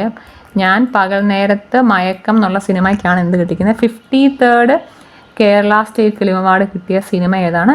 ഞാൻ പകൽ നേരത്ത് മയക്കം എന്നുള്ള മമ്മൂട്ടിയുടെ സിനിമയാണ് നോക്കിയിരിക്കുന്നത് കേട്ടോ. എന്ന് പറയുമ്പോഴത്തേക്ക് നമുക്ക് നമ്മുടെ ലിജോ ജോസിൻ്റെ തന്നെയാണ്. ലിജോ ജോസ് പല്ലിശ്ശേരിയുടെ തന്നെയാണ് ഈ സിനിമയെ. ഞാൻ പകൽ നേരത്ത് മയക്കം എന്ന് പറഞ്ഞാൽ ലിജോ ജോസിൻ്റെ തന്നെ ഫിലിമാണ് നോക്കിയിരിക്കുന്നത് കേട്ടോ. അപ്പോൾ ഇതെന്ന് പറയുമ്പോൾ ഇതെല്ലാം അപ്ഡേറ്റ് ആക്കിക്കൊണ്ടിരിക്കേണ്ട സംഭവമാണ്. കറണ്ട് അഫയേഴ്സ് ആണ്. നെക്സ്റ്റ് ക്വസ്റ്റ്യൻ എന്താണ്? ഇതിനകത്ത് യുനെസ്കോയുടെ ഹെറിറ്റേജ് ആർട്ട് ഫോംസിൽ വരാത്തത് ഏതാണെന്നുള്ളതാണ് ക്വസ്റ്റ്യൻ. ഒറ്റയടിക്ക് പറയാം പുലികളിയാണെന്നല്ലേ. പുലികളി എന്നുള്ളൊരു സംഭവം യുനെസ്കോയുടെ ഹെറിറ്റേജ് ആർട്ടിനകത്ത് വരുന്നതല്ല. നമുക്കറിയാം കേരളത്തിൽ നിന്നുള്ള യുനെസ്കോയുടെ ഹെറിറ്റേജ് ആർട്ടിനകത്ത് വരുന്ന സംഭവം ഏതാണ്? മുടിയേറ്റാണ് അല്ലേ. കേരളത്തിൽ നിന്നുള്ള ഹെറിറ്റേജ് ആർട്ട് ഫോം എന്ന് പറയുമ്പോൾ യുനെസ്കോ റെക്കഗ്നൈസ്ഡ് ആയിട്ടുള്ള മുടിയേറ്റാണ്. 2010 ഈ പറഞ്ഞ മുടിയേറ്റിനെ യുനെസ്കോ അംഗീകരിക്കുന്നത്. 2010 നോക്കിയിരിക്കുക. ഈ പറഞ്ഞിട്ടുള്ള കാൽബേലിയ എന്ന് പറഞ്ഞു കഴിഞ്ഞാൽ നമ്മൾ ഈ പറഞ്ഞ എന്താണ് രാജസ്ഥാനിലുള്ളൊരു ആർട്ട് ഫോമാണ് ഈ പറഞ്ഞ കാൽബേലിയ കേട്ടോ. രാജസ്ഥാനിലുള്ള ആർട്ട് ഫോമാണ് ഈ പറഞ്ഞിട്ടുള്ള കാൽബേലിയ. ഇതിനെ 2010 അംഗീകരിക്കുന്നത്. നിങ്ങൾ ജസ്റ്റ് വായിച്ചു നോക്കുക. അതെന്ന് പറയുമ്പോൾ യുനെസ്കോ ഒറിജിനൽ സൈഡിൽ കിടപ്പോഴും വേണേൽ നോക്കുക. അല്ല പറയാൻ അടിച്ചു നോക്കിയാൽ മതി. നമുക്കറിയാം കൂടിയാട്ടം എന്നുള്ള സംഭവം എന്ത് തന്നെയാണ്. 2008 യുനെസ്കോയുടെ ഹെറിറ്റേജ് ആർട്സിനകത്ത് വന്നതാണെന്ത് ഈ പറഞ്ഞിട്ടുള്ള കൂടിയാട്ടം എന്നുള്ള സംഭവമേ. ക്ലിയർ ആണല്ലോ അല്ലേ. അപ്പോൾ തിരികെ ഈ പറഞ്ഞ യുനെസ്കോയുടെ എന്താണ് ഹെറിറ്റേജ് ആർട്സിനകത്ത് 2023 ഇതാണ് ഇന്ത്യ എന്നുള്ള ആർട്സ് മാത്രമാണ്. 2023 ഇന്ത്യയിൽ നിന്ന് ആഡ് ചെയ്തൊരു ആർട്ട് ഫോമാണെന്ത് ഗാബ്ര എന്നൊരു സംഭവം കേട്ടോ. ഗാബ്ര എന്നൊരു സംഭവം. അത് ഗുജറാത്തിലുള്ള ഒരു ആർട്ട് ഫോമാണ് ഗാബ്ര. ഇതിനാണ് 2023 യുനെസ്കോയുടെ ഹെറിറ്റേജ് ആർട്ട് ഫോം ഇൻക്ലൂഡ് ചെയ്തത്. നെക്സ്റ്റ് ക്വസ്റ്റ്യൻ നോക്കിയേ. ഇത് പറയുമ്പോൾ സ്പോർട്സ് റിലേറ്റഡ് ആയിട്ടുള്ള ക്വസ്റ്റൻ നോക്കി. ഓസ്ട്രേലിയൻ ഓപ്പൺ 2021 റിലേറ്റഡ് ആയിട്ടുള്ള ക്വസ്റ്റൻ ആണ്. ഈ പറഞ്ഞിട്ടുള്ള 2021 Australian open women singles Naomi ഒസാക്കയാണ് ജയിക്കുന്നത് അല്ലേ. നമുക്കറിയാം നയോമി ഒസാക്കയാണ് ജയിക്കുന്നത്. പുള്ളിക്കാരി ജെന്നിഫർ ബ്രാഡിയെ തോപ്പിക്കുന്നുണ്ട്. അപ്പോൾ ഈ നയോമി ഒസാക്കയ്ക്ക് 2021 ഓസ്ട്രേലിയൻ ഓപ്പണിലൂടെ എത്രാമത്തെ ഗ്രാൻഡ് സ്ലാമാണ് കിട്ടുന്നതാണ്. നമുക്കറിയാം പുള്ളിക്കാരിക്ക് ഇപ്പോൾ 4 ഗ്രാൻഡ് സ്ലാമാണ് ഈ പറഞ്ഞിട്ടുള്ള 2021 ഓസ്ട്രേലിയൻ ഓപ്പൺ കിട്ടി. ഞാൻ പറഞ്ഞു ടെന്നീസ് എന്നുള്ള സെക്ഷൻ എടുത്ത് പഠിക്കുന്നതാണ്. ഒന്ന് പറയാമോ? ഇത് 2021 ആയിരുന്നു ഈ സംഭവം അല്ലേ. 2021 ആയിരുന്നു ഈ സംഭവം. 2022 2023 മാർക്ക് കിട്ടിയെന്നൊന്ന് പറയണം കറക്റ്റായിട്ട്. നോക്കിയാൽ നമുക്കറിയാം ഞാൻ പറയുന്നത് മെൻ സിംഗിൾസും വിമൻ സിംഗിൾസും ഞാൻ പറയുന്നത് മിക്സഡ് ഒന്നും ഞാൻ പറയുന്നില്ല. ഓർത്തിരിക്കുക 2022 ആണെന്നുണ്ടെങ്കിൽ മെൻ സിംഗിൾസ് മെന്നിന് കിട്ടും. നമുക്കറിയാം നദാല. അപ്പോൾ ഈ പറഞ്ഞ നദാലും ജോക്കോവിച്ചിനെ ഫെഡറിനൊക്കെ എല്ലാവർക്കും അറിയാം, നമുക്ക് കുഞ്ഞോട്ട് കാണുന്നതാണ്. ഈ പറഞ്ഞ പുതിയതായിട്ടുള്ള ആൾക്കാരുടെ പേര് കറക്റ്റ് നോക്കുക കേട്ടോ. നമുക്കറിയാം 2022 ഓസ്ട്രേലിയൻ ഓപ്പൺ വിന്നർ നദാലാണ്. 2023 ജോക്കോവിച്ചാണ്. ഓർത്തിരിക്കുക ജോക്കോവിച്ചാണ്. അപ്പോൾ ഇതെന്ന് പറയുന്നത് നമ്മൾ കൊച്ചിലോട്ട് കാണുന്നവരാണ്, അതുകൊണ്ട് ഇവരെ അറിയാം കേട്ടോ എല്ലാവർക്കുമേ. ഇത് ജോക്കോവിച്ചാണെന്ന് ഓർത്തിരിക്കണം കേട്ടോ. അപ്പോൾ ഓർത്തിരിക്കുക എന്ന് പറഞ്ഞാൽ മെൻ സിംഗിൾസ് ആണ്. 2022 വിമൻ സിംഗിൾസ് കിട്ടുന്ന ആരാണ്? ഈ പറഞ്ഞ ആഷ്ലി ബാർട്ടി ആട്ടോ. പുള്ളിക്കാരുടെ പ്രത്യേകം എന്തായിരുന്നു? പുള്ളിക്കാർ റിട്ടയർ ചെയ്തിട്ടുണ്ട്. യങ്ങസ്റ്റ് ഓസ്ട്രേലിയക്കാരിയാണ് ആഷ്ലി ബാർട്ടി എന്ന് പറയുമ്പോഴത്തേക്കിന്. എത്ര കുഞ്ഞ് ഏജിൽ റിട്ടയർ ചെയ്ത എന്താണ് ടെന്നീസ് പ്ലെയർ ആണ് കേട്ടോ. ചില ഇത്രയും വിന്നറായിട്ട് വന്നൊരു കുട്ടിയാണ് എന്ത് ഈ പറഞ്ഞ ആഷ്ലി ബാർട്ടി എന്ന് പറഞ്ഞാൽ ഓർത്തിരിക്കുക. എന്ന് പറയുമ്പോൾ 2022 ഓസ്ട്രേലിയൻ ഓപ്പൺ വിന്നറാണ്. ഇത് വിമൻ സിംഗിൾസിൻ്റെ വിന്നറാണ് നമ്മൾ ഈ പറഞ്ഞിട്ടുള്ള ആഷ്ലി ബാർട്ടി. നോക്കി 2023 വിമൻ സിംഗിൾസ് കിട്ടുന്ന ആർക്കാണ്? അരിയാന എന്നൊരു കുട്ടി. അരിയാന എന്നൊരു അരിയാന പുള്ളിക്കാരി എലേന എന്നൊരു പുള്ളിക്കാരി തോന്നിയത്. അപ്പോൾ ഓർത്തിരിക്കുക അരിയാനയാണ് എന്ത് ഈ പറഞ്ഞ 2023 ഓസ്ട്രേലിയൻ ഓപ്പൺ വിന്നർ നോക്കിയിരിക്കണം. അവിടെ പറയാം നിങ്ങൾ എക്സാം വരുന്നതിന് മുമ്പിട്ട് ഓസ്ട്രേലിയൻ ഓപ്പൺ കഴിയും. അപ്പോൾ അതുകൊണ്ട് 2024 ഓസ്ട്രേലിയൻ ഓപ്പൺ കഴിയും. അതുകൊണ്ട് നോക്കുക ഓസ്ട്രേലിയൻ ഓപ്പൺ 2024 പഠിച്ചിട്ടേ പോകാം. അപ്പോൾ ഇതിന് ആൻസർ എന്ന് പറയുമ്പോഴത്തേന് 4 എന്നാണ്. നെക്സ്റ്റ് ക്വസ്റ്റൻ നോക്കിയാൽ ഈ പറഞ്ഞിട്ടുള്ള ഉട്കൽ ദിവസ് സെലിബ്രേറ്റ് ചെയ്യുന്നത് ആരാണ്? ഒഡീഷയാണ് കേട്ടോ. തെറ്റിക്കരുതെന്ന് പറയുമ്പോൾ നമുക്കറിയാം ഞാൻ പറഞ്ഞു ഇന്ത്യയുടെ ഫീച്ചേഴ്സ് പഠിക്കുമ്പോൾ ഇന്ത്യയുടെ സ്റ്റേറ്റ്സിൻ്റെ ഫുൾ ഫീച്ചേഴ്സ് പഠിച്ച് പോകുന്നതാണ്. അതുകൊണ്ടാണ് ഈ പറഞ്ഞ ഉത്സവം എന്തൊക്കെയാണ് ചോദിക്കുന്നത്, ഓരോ സെലിബ്രേഷൻസ്. അത് അറിയത്തില്ല എങ്കിൽ സ്കിപ്പ് ചെയ്യുക കേട്ടോ, വെറുതെ അതിനെ മാർക്ക് കളയാൻ നിൽക്കരുത്. ക്ലിയർ അല്ലേ? നെക്സ്റ്റ് ക്വസ്റ്റ്യൻ നോക്കി എന്താണ് എന്ന് നോക്കി. ഈ പറഞ്ഞിട്ടുള്ള കാലംകാരി പെയിൻറ്റിംഗ് എന്ന് പറഞ്ഞു കഴിഞ്ഞാൽ നമുക്കറിയാം സാരിക്കകത്ത് ഇതിൻ്റെ പ്രിൻ്റ് വരുന്നതാണ് എന്ന് പറയുമ്പോഴത്തേക്കിന്. എന്ന് പറയുമ്പോൾ സാരിയിൽ വരുന്ന ഹാൻഡ് പെയിൻറ്റ് ടെക്സ്റ്റൈൽ വരുന്നൊരു സ്ഥലമാണ് ഈ പറഞ്ഞ കാലംകാരി എന്ന് പറഞ്ഞാൽ ആന്ധ്രാപ്രദേശിലാണ് കേട്ടോ. കാലംകാരി പ്രിൻറ്റിംഗ് എന്ന് പറയുമ്പോഴത്തേക്കിന് ആന്ധ്രാപ്രദേശിലുള്ള ഒരു സ്പെഷ്യൽ ടൈപ്പ് ഹാൻഡ് പെയിൻറ്റിങ് കേട്ടോ. എന്താണ് നമ്മുടെ ടെക്സ്റ്റൈൽ സാരിയുടെ തുമ്പിനകത്തൊക്കെ ഈ പറഞ്ഞ കാലംകാരി പെയിൻറ്റിങ് വരുന്നുണ്ട്. അതെന്ന് പറയുമ്പം ആന്ധ്രാപ്രദേശാണെന്ന് ഓർത്തിരിക്കണം കേട്ടോ. നെക്സ്റ്റ് ക്വസ്റ്റൻ നോക്കി. Which is the first printed magazine? തെറ്റിക്കരുത്. Which is the first printed magazine in Malayalam എന്നാണ്. ഈ പറഞ്ഞ രാജ്യസമാചാരത്തിനെ കൊണ്ട് ഫ്രണ്ടിൽ വെക്കാൻ കാര്യം തെറ്റിക്കാൻ വേണ്ടിയാണ്. തെറ്റിക്കരുത്. എന്താണ്? Which is the first printed magazine in Kerala ആണ് ക്വസ്റ്റ്യൻ. തെറ്റിക്കരുത്. ഏതാണ്? ജ്ഞാന നിക്ഷേപമാണ്. തെറ്റിക്കാൻ പാടില്ല. ഫസ്റ്റ് പ്രിൻറ്റഡ് മാഗസിനാണ് ജ്ഞാന നിക്ഷേപം. ഈ പറഞ്ഞിട്ടുള്ള രാജ്യസമാചാരം എന്ന് പറഞ്ഞാൽ എന്താണ്? ഫസ്റ്റ് പ്രിൻറ്റഡ് ന്യൂസ് പേപ്പറാണ് അല്ലേ? സമാധാനം ന്യൂസ് പേപ്പറാണ്. തെറ്റിക്കാൻ വേണ്ടി തന്നെയാണ് കിട്ടിയിരിക്കുന്നത്. ഓർത്തിരിക്കുക ഫസ്റ്റ് നമ്മുടെ ന്യൂസ് പേപ്പറാണ് ഈ പറഞ്ഞിട്ടുള്ള നമ്മുടെ രാജ്യസമാജം. ആരാണ് ഇതിൻ്റെ ഫൗണ്ടറാണ് രാജ്യസമാജത്തിൻ്റെ? പറയാം ആരാന്ന് നമുക്കറിയാം. ഹെർമൻ ഗുണ്ടർട്ടാണ്. ഹെർമൻ ഗുണ്ടർട്ടിൻ്റെ ആണ് ഈ പറഞ്ഞിട്ടുള്ള രാജ്യസമാചാരം എന്നുള്ള പത്രം കേട്ടോ. ഹെർമൻ ഗുണ്ടർട്ടിൻ്റെ ആണെന്ന് രാജ്യസമാചാരം എന്നുള്ള പത്രം. ഓർത്തിരിക്കുക ഫസ്റ്റ് പ്രിൻറ്റഡ് മാഗസിന് മലയാളം എന്ന് പറഞ്ഞാൽ ഏതാണ്? ജ്ഞാന നിക്ഷേപമാണ് എന്ന് ഓർത്തിരിക്കുക. ജ്ഞാന നിക്ഷേപമാണ്. ഇത് ഏത് പ്രസ്സാണ്? CMS പ്രസ് കോട്ടയമാണ് കേട്ടോ. CMS പ്രസ് കോട്ടയമാണ് ഈ പറഞ്ഞിട്ടുള്ള മാഗസിന് പ്രിൻ്റ് ഇറക്കുന്നത്. തെറ്റിക്കരുത്. ഈ പറഞ്ഞ വിദൂഷകൻ എന്നുള്ള മാഗസിൻ്റെ പ്രത്യേകത എന്താണെന്നറിയോ? ഇതിനകത്താണ് ആദ്യമായിട്ട് കേരളത്തിലൊരു കാർട്ടൂൺ പ്രിൻ്റ് ചെയ്ത് വരുന്ന പത്രം എന്ന് പറഞ്ഞാൽ എന്താണ്? ഈ വിദൂഷകൻ എന്നുള്ള മാഗസിനാണ് എന്ത് ചെയ്യുന്നത്? ഈ പറഞ്ഞിട്ടുള്ള ഫസ്റ്റ് എന്ന് വെച്ച് കഴിഞ്ഞാൽ എന്താണ്? ഫസ്റ്റ് കാർട്ടൂൺ പബ്ലിഷ് ചെയ്ത മാഗസിൻ എന്ന് പറയുമ്പോൾ എന്താണ്? ഈ പറഞ്ഞ വിദൂഷകൻ എന്നുള്ള സംഭവമാണ്. എന്ന് പറയുമ്പോഴത്തേന് മഹാക്ഷേമദേവ ചില സമയത്ത് അത് ഫമൈനൊക്കെ ചിത്രീകരിച്ചിട്ട് ഫമൈൻ്റെ മലയാളം എന്താണ്? എനിക്ക് തോന്നുന്നു നമ്മളീ പറഞ്ഞ ഭയങ്കര ക്ഷാമമുണ്ടല്ലോ, അതാണ് ഈ ഫമൈൻ എന്ന് പറഞ്ഞാൽ. അപ്പോൾ ഈ ഫമൈൻ ചിത്രീകരിച്ച് ഒരു കാർട്ടൂൺ വന്ന പത്രമാണ് ഈ പറഞ്ഞിട്ടുള്ള വിദൂഷകൻ എന്നുള്ള പത്രം കേട്ടോ. ഇനി ഈ പറഞ്ഞ കേരള പത്രിക എന്ന് പറഞ്ഞാൽ എന്താണ്? മലബാറിലെ ഫസ്റ്റ് പത്രമാണ് കേട്ടോ. മലബാറിലെ ഫസ്റ്റ് പത്രമാണ് എന്ത്? നമ്മുടെ കേരള പത്രിക എന്ന് പറഞ്ഞാൽ നോത്തിരിക്കണേ. ഇത് കോഴിക്കോടാണ് ഈ പറഞ്ഞിട്ടുള്ള കേരള പത്രിക പ്രിൻറ്റ് ചെയ്യുന്നത്. ഒന്ന് ഓർത്തിരിക്കുക എന്ന് പറയുമ്പോൾ ഇതിൻ്റെയൊക്കെ ഓതേഴ്സിൻ്റെ പേരൊക്കെ ഒന്ന് നോക്കിക്കണം കേട്ടോ. എല്ലാവരുടെ പേര് എനിക്ക് ഓർമ്മയില്ല. ഈ പറഞ്ഞിട്ട് രാജ്യസമാജം എന്നൊക്കെ അറിയാം, ഹെർമൻ ഗുണ്ടർട്ടാണെന്ന് അറിയാം. ഇത് പ്രിൻറ്റ് ചെയ്ത് CMS പ്രസ് ആണ്. ഈ പറഞ്ഞ വിദൂഷകൻ എന്നുള്ളതിൻ്റെ എനിക്ക് തോന്നുന്നു ഒരു നീലകണ്ഠ പിള്ളയാണെന്ന് തോന്നുന്നു. ചെക്ക് ചെയ്യുക കേട്ടോ. വിദൂഷകൻ്റെ ഒക്കെ ഫൗണ്ടർ ആരാണ്? നീലകണ്ഠ പിള്ളയാണെന്ന് തോന്നുന്നു. കേരള പത്രിക എനിക്ക് ഓർമ്മയില്ല, നോക്കുക കേട്ടോ ആരാണെന്നേ. കേരള പത്രിക എന്ന് പറയുമ്പോൾ ഓർത്തിരിക്കുക മലബാറിലെ ഫസ്റ്റ് ന്യൂസ് പേപ്പറാണ് ഈ പറഞ്ഞിട്ടുള്ള കേരള പത്രിക എന്ന് പറഞ്ഞാൽ കേട്ടോ. ക്ലിയർ അല്ലേ? നെക്സ്റ്റ് ക്വസ്റ്റ്യൻ നോക്കി.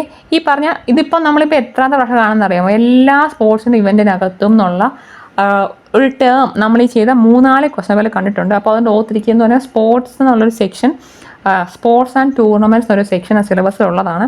അതിൻ്റെ അകത്തു നിന്നാണ് ഈ പറഞ്ഞ ക്വസ്റ്റ്യൻ ചോദിക്കുന്നത്. ഓർത്തിരിക്കുക, ക്യൂ എന്ന് പറഞ്ഞാൽ ബില്യാർഡ്സിനെ റിലേറ്റഡ് ആയിട്ടുള്ള, നമുക്കറിയാം ക്രിക്കറ്റ് അല്ല ഒബിയസ്ലി, ഈ പറഞ്ഞിട്ടുള്ള ക്യൂ എന്നുള്ള ടേം ബില്യാർഡ്സിൽ യൂസ് ചെയ്യുന്നൊരു സംഭവമാണ് ഓർത്തിരിക്കുന്നത് കേട്ടോ.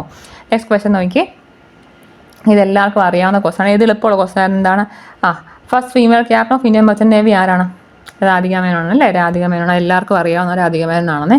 നെക്സ്റ്റ് ക്വസ്റ്റ്യൻ നോക്കി, ഇത് തെറ്റിക്കാൻ വേണ്ടി ഇട്ടിരിക്കുന്ന ഇവിടെ ക്യാഷ് മെമ്മറി ചോദിക്കുന്ന ക്വസ്റ്റ്യൻ നോക്കി, which among the following is the fastest memory in a computer that holds the information? നമുക്കറിയാം പ്രൈമറി മെമ്മറി അല്ല സെക്കൻഡറി മെമ്മറി അല്ല എന്നല്ല. ഇനി ആൾക്കാർക്ക് തെറ്റ് വരാൻ പോകുന്നത് ക്യാഷ് മെമ്മറിയാണ് രജിസ്റ്റർ ആണോ എന്നുള്ള ക്വസ്റ്റൻ ആണ്. നോക്കി, നമുക്കറിയാം ഈ ക്യാഷ് മെമ്മറി എന്ന് പറഞ്ഞാൽ നമുക്ക് ടെമ്പററി സ്റ്റോറേജ് ഡേറ്റയ്ക്ക് യൂസ് ചെയ്യുന്ന ഒരു സംഭവമാണ്. പക്ഷേ ഓർത്തിരിക്കുക, രജിസ്റ്റർ എന്ന് പറഞ്ഞാൽ നമുക്കറിയാം കമ്പ്യൂട്ടറിന് ആർക്കിടെക്ചർ പഠിക്കുമ്പോൾ അറിയാവുന്നതാണ്. രജിസ്റ്റർ എന്ന് പറഞ്ഞാൽ ഇൻറ്റേർണലി നമ്മൾ യൂസ് ചെയ്യുന്ന മെമ്മറീസ് ആണ്, സ്റ്റോറേജ് ചെയ്യുന്ന സ്ഥലങ്ങളാണ് എന്ത് രജിസ്റ്റേഴ്സ് എന്ന് പറയുമ്പോൾ. ക്യാഷ് മെമ്മറിയെക്കാട്ടിലും സ്പീഡുള്ള സാധനം രജിസ്റ്റേഴ്സ് ആണ്. കാര്യം നമ്മൾ ഈ പറയുന്ന ഈ കമ്പ്യൂട്ടർ, ഇപ്പോൾ ഞാൻ ഇങ്ങനെ സ്ക്രോൾ ചെയ്യുന്ന ഒരു ഓപ്പറേഷൻ പോലും ഡേറ്റ മൂവ് ചെയ്യാനും അതൊക്കെ ചെയ്യുന്നത് എന്താണ്? രജിസ്റ്ററിലോട്ടായിരിക്കും വാല്യൂ മാറുന്നത്, ക്യാഷ് മെമ്മറിയിലോട്ടല്ല. അപ്പോൾ ഓർത്തിരിക്കുക, രജിസ്റ്റർ ആണ് ക്യാഷിനെക്കാട്ടിലും ഫാസ്റ്റ് ആയിട്ടുള്ള മെമ്മറി കേട്ടോ. ഫാസ്റ്റസ്റ്റ് മെമ്മറി എന്ന് പറയുമ്പോൾ എന്താണ്? ക്യാഷ് മെമ്മറി, ക്യാഷ് അല്ല രജിസ്റ്റർ ആണെന്ന് ഓർത്തിരിക്കുക കേട്ടോ, തെറ്റിക്കരുത്. നെക്സ്റ്റ് ക്വസ്റ്റ്യൻ നോക്കി, ഈ പറഞ്ഞിരിക്കുന്ന എന്താണ്? The interface to access the service of the operating system is provide by. എന്ന് വെച്ചാൽ ഓർത്തിരിക്കുക, അസംബ്ലി ഇൻസ്ട്രക്ഷൻസ് ഒന്നും അല്ല. ഓർത്തിരിക്കുക, ക്വസ്റ്റ്യൻ എന്ന് പറയുമ്പോഴത്തേക്കും എന്താണ്? OSഉം എന്താണ് സർവീസസും തമ്മിൽ ഇൻ്റർഫേസ് ചെയ്യാൻ യൂസ് ചെയ്യുന്ന സംഭവം എന്താണെന്നാണ് ക്വസ്റ്റ്യൻ. പറയാം ഏതാണെന്ന്. OSഉം എന്താണ് സർവീസ് ആക്സസിന് വേണ്ടി യൂസ് ചെയ്യുന്നത് എന്താണെന്നുള്ളതാണ് ക്വസ്റ്റ്യൻ. പറയാം എന്താണെന്ന്. സിസ്റ്റം കോൾസ് ആണ് കേട്ടോ, സിസ്റ്റം കോൾസ് ആണ് ഇതിനെ കണക്ട് ചെയ്യുന്നത്. നെക്സ്റ്റ് ക്വസ്റ്റ്യൻ നോക്കി, IPv4 എന്ന് പറഞ്ഞാൽ എത്ര ബിറ്റാണ്? 32 ബിറ്റാണ് അല്ലേ. IPv6 ആണെങ്കിൽ എത്രയാണ്? 64 ബിറ്റാണ്. തെറ്റിക്കരുത്, ഇതറിയാം, അറിയാം. ഇൻ്റർനെറ്റിൽ ഇതെന്ന് പറയുമ്പോൾ ഓർത്തിരിക്കുന്നത് എല്ലാവർക്കും അറിയാവുന്ന സംഭവമാണ്.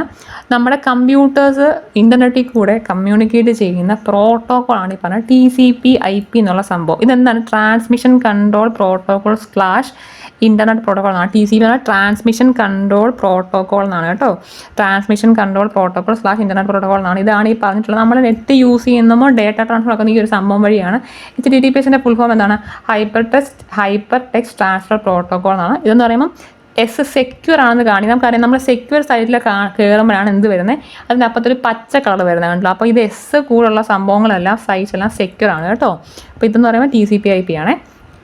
നെക്സ്റ്റ് നോക്കി, ഈ പറഞ്ഞിട്ടുള്ള IT ആക്ടിനെ കുറിച്ചുള്ള ക്വസ്റ്റ്യൻ ആണ്. നോക്കി, IT ആക്ട് 2020 പ്രകാരം legal recognition of electronic records കൊടുക്കുന്നത് ഏത് സെക്ഷൻ വരെയാണ് ക്വസ്റ്റ്യൻ. ഇലക്ട്രോണിക് റെക്കോർഡ്സിന് ലീഗൽ റെക്കഗ്നീഷൻ കൊടുത്തത് ഏത് സെക്ഷൻ ആണെന്നുള്ളതാണ് ക്വസ്റ്റ്യൻ. പറയാൻ ഇതിൻ്റെ ആൻസർ എന്താണെന്ന്. സെക്ഷൻ 4 ഓഫ് IT ആക്ട് പ്രകാരമാണ് എന്ത് വന്നിരിക്കുന്നത്? ഇലക്ട്രോണിക് റെക്കോർഡ്സിന് ലീഗൽ റെക്കഗ്നീഷൻ വന്നത് എന്ത് വഴിയാണ്? സെക്ഷൻ 4 ഓഫ് IT ആക്ട് പ്രകാരമാണെന്ന് ഓർത്തിരിക്കുക. ഇനി ഓരോ സെക്ഷൻ എന്താണെന്ന് പറയാമോ? സെക്ഷൻ 17 എന്താണ്? നമുക്കറിയാം, ഈ പറഞ്ഞിട്ടുള്ള സർട്ടിഫയിങ് അതോറിറ്റി ഉണ്ടല്ലോ, ഈ പറഞ്ഞിട്ടുള്ള സർട്ടിഫയിങ് അതോറിറ്റിക്ക് അകത്തുള്ള കൺട്രോളേഴ്സിനെ ഹയർ ചെയ്യുന്ന അതിലെ അവരുടെ അപ്പോയിൻമെൻറ്റ് പ്രോസസ്സ് പറയുന്ന സംഭവമാണ് സെക്ഷൻ 17. എന്താണ്? സർട്ടിഫയിങ് കമ്മിറ്റിക്ക് അകത്തുള്ള എന്താണ് ആൾക്കാരെ അപ്പോയിൻറ്റ് ചെയ്യുന്നതിനെക്കുറിച്ച് പറയുന്നതാണ് എന്ത്? സെക്ഷൻ 17 എന്ന് പറയുമ്പോഴത്തേക്കിന്. ഈ പറഞ്ഞിട്ടുള്ള സെക്ഷൻ 43 എന്ന് പറയുമ്പോഴത്തേക്കിന് ഒരു സ്പെസിഫിക് ക്രൈം എന്ന് വെച്ചാൽ ഡേറ്റ തെഫ്റ്റ് അല്ലെങ്കിൽ ഒരു കമ്പ്യൂട്ടർ ഡാമേജ് ചെയ്യുക, അതല്ലെന്നുണ്ടെങ്കിൽ അൺഓതറൈസ്ഡ് ആയിട്ട് ആക്സസ് ചെയ്യുക, അല്ലെങ്കിൽ അതിനകത്ത് ഡേറ്റ തെഫ്റ്റ് ചെയ്ത് കഴിഞ്ഞാൽ അതിനുള്ള പെനാൽറ്റിയെക്കുറിച്ച് പറയുന്നത് സെക്ഷൻ 43. എന്താണ്? നമ്മളിപ്പോൾ ഒരു കമ്പ്യൂട്ടർ സിസ്റ്റത്തിനകത്തു നിന്ന് നിങ്ങൾ അൺഓതറൈസ്ഡ് ആയിട്ട് ഒരു സിസ്റ്റം ആക്സസ് ചെയ്യുക, അതല്ലെന്നുണ്ടെങ്കിൽ ആ സിസ്റ്റത്തിനകത്തുള്ള ഡേറ്റയെ കറക്റ്റ് ചെയ്യുക, ഡേറ്റ അടിച്ചു മറികൊണ്ടു അതൊക്കെ ചെയ്ത് കഴിഞ്ഞാൽ അത് എന്താണ്? ഇല്ലീഗലി ക്രൈമാണ്. അപ്പോൾ അതിൻ്റെ പെനാൽറ്റിയെക്കുറിച്ച് പറയുന്ന സെക്ഷനാണ് എന്ത്? ഈ പറഞ്ഞ സെക്ഷൻ 43 എന്ന് പറയുമ്പോഴത്തേക്കിന്. സെക്ഷൻ 66 എന്ന് പറഞ്ഞാൽ എന്താണ്? മറ്റൊരാളുടെ കമ്പ്യൂട്ടർ എന്താണ്? കമ്പ്യൂട്ടർ റിസോഴ്സസ് അവരുടെ പെർമിഷൻ ഇല്ലാതെ ആക്സസ് ചെയ്യുന്നതിനെക്കുറിച്ച് പറയുന്നതാണെന്ത്? സെക്ഷൻ 66. മറ്റൊരാളുടെ കമ്പ്യൂട്ടർ അവരുടെ പെർമിഷൻ ഇല്ലാതെ ആക്സസ് ചെയ്യുന്നതിനെക്കുറിച്ച് പറയുന്ന ഒരു സംബന്ധിച്ച് ആ റിസോഴ്സ് ആക്സസ് ചെയ്യുന്നതിനെക്കുറിച്ച് പറയുന്നത് സെക്ഷൻ 66 എന്ന് പറയുമ്പോൾ. ഇത് പറഞ്ഞു പോരുത്. സെക്ഷൻ 43 എന്താ പറയുന്നത്? ഈ പറഞ്ഞിട്ടുള്ള എന്താണ് അൺഓതറൈസ് ആക്സസ് വരുന്നുണ്ട്. അതുപോലെ തന്നെ നമ്മൾ ഈ പറഞ്ഞിട്ടുള്ള കമ്പ്യൂട്ടർ സിസ്റ്റത്തിനെ ഡാമേജ് ചെയ്യുക, ഡേറ്റ തെഫ്റ്റ് നടത്തി കഴിഞ്ഞാൽ അതിൻ്റെ പെനാൽറ്റിയെക്കുറിച്ച് പറയുന്നതാണ് ഈ പറഞ്ഞ സെക്ഷൻ 43. 66 എന്ത് പറയുന്നത്? ഈ പറഞ്ഞിട്ടുള്ള ഒരു കമ്പ്യൂട്ടർ റിസോഴ്സ് നമ്മൾ എന്ത് ചെയ്യുക? പെർമിഷൻ ഇല്ലാതെ ആക്സസ് ചെയ്യുന്നതിനെക്കുറിച്ച് പറയുന്നതാണ് സെക്ഷൻ 66 കേട്ടോ. ഓർത്തിരിക്കുക കേട്ടോ. നെക്സ്റ്റ് ക്വസ്റ്റ്യൻ നോക്കി, ഇതെന്ന് പറഞ്ഞാൽ സയൻസ് ആൻഡ് ടെക്നോളജിക്കകത്ത് ആ പറഞ്ഞ ഹ്യൂമൻ ബോഡി എന്നൊരു സെക്ഷനകത്ത് ചോദിച്ച ക്വസ്റ്റ്യൻ മാത്രമാണിത്. നോക്കി എന്താണെന്ന്. ഈ പറഞ്ഞതിനകത്ത് ബാക്ടീരിയ കോസ് ചെയ്യാത്ത ഡിസീസ് ഏതാണ് ക്വസ്റ്റ്യൻ. ഈ പറഞ്ഞിട്ടുള്ള കോളറ ആണെങ്കിലും മെനിഞ്ചൈറ്റിസ് ആണെങ്കിലും ട്യൂബർകുലോസിസ് ആണെങ്കിലും എല്ലാം ബാക്ടീരിയ ആണ്.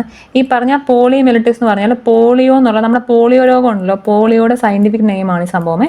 പോളിയോ എന്ന് പറഞ്ഞാൽ ഒരു എന്താണ്, ബാക്ടീരിയൽ ഡിസീസ് അല്ല. പോളിയോ എന്ന് പറഞ്ഞാൽ എന്താണ്, ഒരു വൈറൽ ഡിസീസ് ആണ് നോക്കുക കേട്ടോ. പോളിയോ എന്ന് പറഞ്ഞാൽ ഒരു വൈറൽ ഡിസീസ് ആണ്. അതുകൊണ്ട് തന്നെ ഇതാണ് ഇതിൻ്റെ ആൻസർ. ഞാൻ പറയാം ഈ സെക്ഷൻ എന്ന് പറയുമ്പോഴത്തേക്കിന് നമ്മുടെ സയൻസ് അനോദിക്കകത്തുനിന്ന് ഹ്യൂമൻ ബോഡി സെക്ഷൻ ആയിട്ടുള്ള ക്വസ്റ്റൻ ആണിത്. നെക്സ്റ്റ് ക്വസ്റ്റൻ നോക്കി എന്താണ്, ISROയുടെ ഹെഡ് ക്വാർട്ടേഴ്സ് എവിടെയാണ് പറയാമോ? നമുക്കറിയാം ബാംഗ്ലൂർ ആണല്ലേ. ബാംഗ്ലൂരാണ് ISROയുടെ ഹെഡ് ക്വാർട്ടേഴ്സ്. ഡൽഹിയാണ് DRDOയുടെ ഹെഡ് ക്വാർട്ടേഴ്സ്. തെറ്റിക്കരുത്, ISROയുടെ ഹെഡ് ക്വാർട്ടേഴ്സ് ബാംഗ്ലൂരാണ്, ഡൽഹിയാണ് DRDOയുടെ ഹെഡ് ക്വാർട്ടേഴ്സ് ആലോചിച്ചിരിക്കുക. ഇന്ന് പറയുമ്പം ഇങ്ങനത്തെ ക്വസ്റ്റ്യൻസ് നിങ്ങൾക്ക് കറക്റ്റ് ആണെങ്കിൽ മാത്രമേ എഴുതാവൂ. ഇന്നലെ ഒരു ക്വസ്റ്റൻ പേപ്പറിനകത്ത് ഇന്ത്യയുടെ പാലിൻ്റെ പ്രൊഡക്ഷൻ കൂടിയത് കാരണം ഒരു ക്വസ്റ്റൻ ഉണ്ടായിരുന്നു. എന്ന് പറയുമ്പോഴത്തേക്കിന് ന്യൂക്ലിയർ പവർ പ്ലാന്റ്സിൽ നിന്ന് ഇന്ത്യയിൽ എത്ര % ഇലക്ട്രിസിറ്റി പ്രൊഡ്യൂസ് ചെയ്യുന്നുള്ളതാണ് ക്വസ്റ്റ്യൻ. ഞാൻ പറഞ്ഞു ഇങ്ങനത്തെ ക്വസ്റ്റ്യൻസ് അറിയാമെങ്കിൽ മാത്രം എഴുതാൻ, തെറ്റിക്കാൻ പോയത് 3% ആണ് ഇതിന് ആൻസർ. ഇതെന്ന് പറയുമ്പോൾ ആ ടെക്സ്റ്റിനകത്ത് ഉള്ളതാണ്. അപ്പോൾ അതുപോലെ അപ്ഡേറ്റ് ആക്കിയില്ലെങ്കിൽ നമ്മൾ ആ ടെക്സ്റ്റ് വായിച്ചിട്ട് പോയാൽ ഇതിനകത്ത് തെറ്റിപ്പോണ്ട് എഴുതാൻ നിൽക്കേണ്ട ആവശ്യമില്ല കേട്ടോ. നെക്സ്റ്റ് ക്വസ്റ്റ്യൻ നോക്കി, വെസ്റ്റേൺ ഗാസിൻ്റെ നോർത്തേൺ പോർഷൻ, വെസ്റ്റേൺ ഗാസിൻ്റെ ഈ പറഞ്ഞ നോർത്തേൺ പോർഷൻ ഏതാണെന്നുള്ളതാണ് ക്വസ്റ്റ്യൻ. പറയാം ഏതാണെന്ന്, പറഞ്ഞ ഏതാണ് നമുക്കറിയാം, എല്ലാവർക്കും അറിയാവുന്നതാണ് ഈ ക്വസ്റ്റ്യൻ ആൻസർ. സഹ്യാദ്രി നിരകൾ, സഹ്യാദ്രി റേഞ്ചസ് ആണ് എന്ത് ഈ പറഞ്ഞിട്ടുള്ള വെസ്റ്റേൺ ഗാട്സിൻ്റെ നോർത്തേൺ പോർഷൻ എന്ന് പറയുമ്പോഴത്തേന്.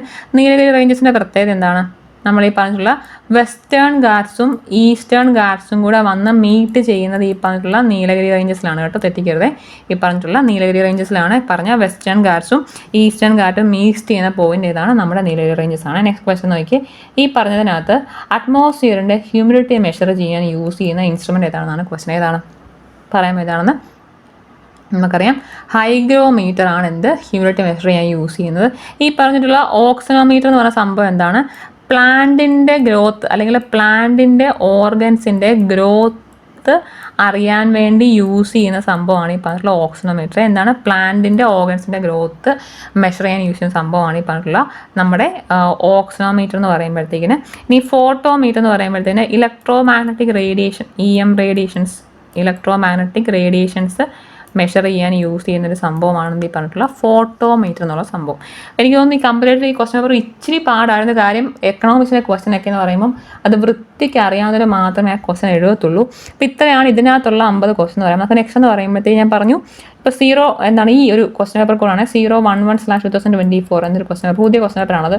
അതിനകത്തൊരു 40 ക്വസ്റ്റൻ നമുക്ക് ചെയ്യാമേ നെക്സ്റ്റ് സെക്ഷനിലാണ്. നെക്സ്റ്റ് സെക്ഷനിൽ ഇതിനെ ബാക്കി ചെയ്യാമേ. ഫസ്റ്റ് ക്വസ്റ്റൻ നോക്കി, ഈ പറഞ്ഞതിനകത്ത് ഏത് പ്രസ്താവനയാണ് ശരിയെന്നുള്ളതാണ് ക്വസ്റ്റ്യൻ. നോക്കി നമുക്കറിയാം, നോക്കി ഈ പറഞ്ഞ കുളച്ചൽ യുദ്ധം മാർത്താണ്ഡവർമ്മ ഡച്ചുകാർ നടന്നതാണ്.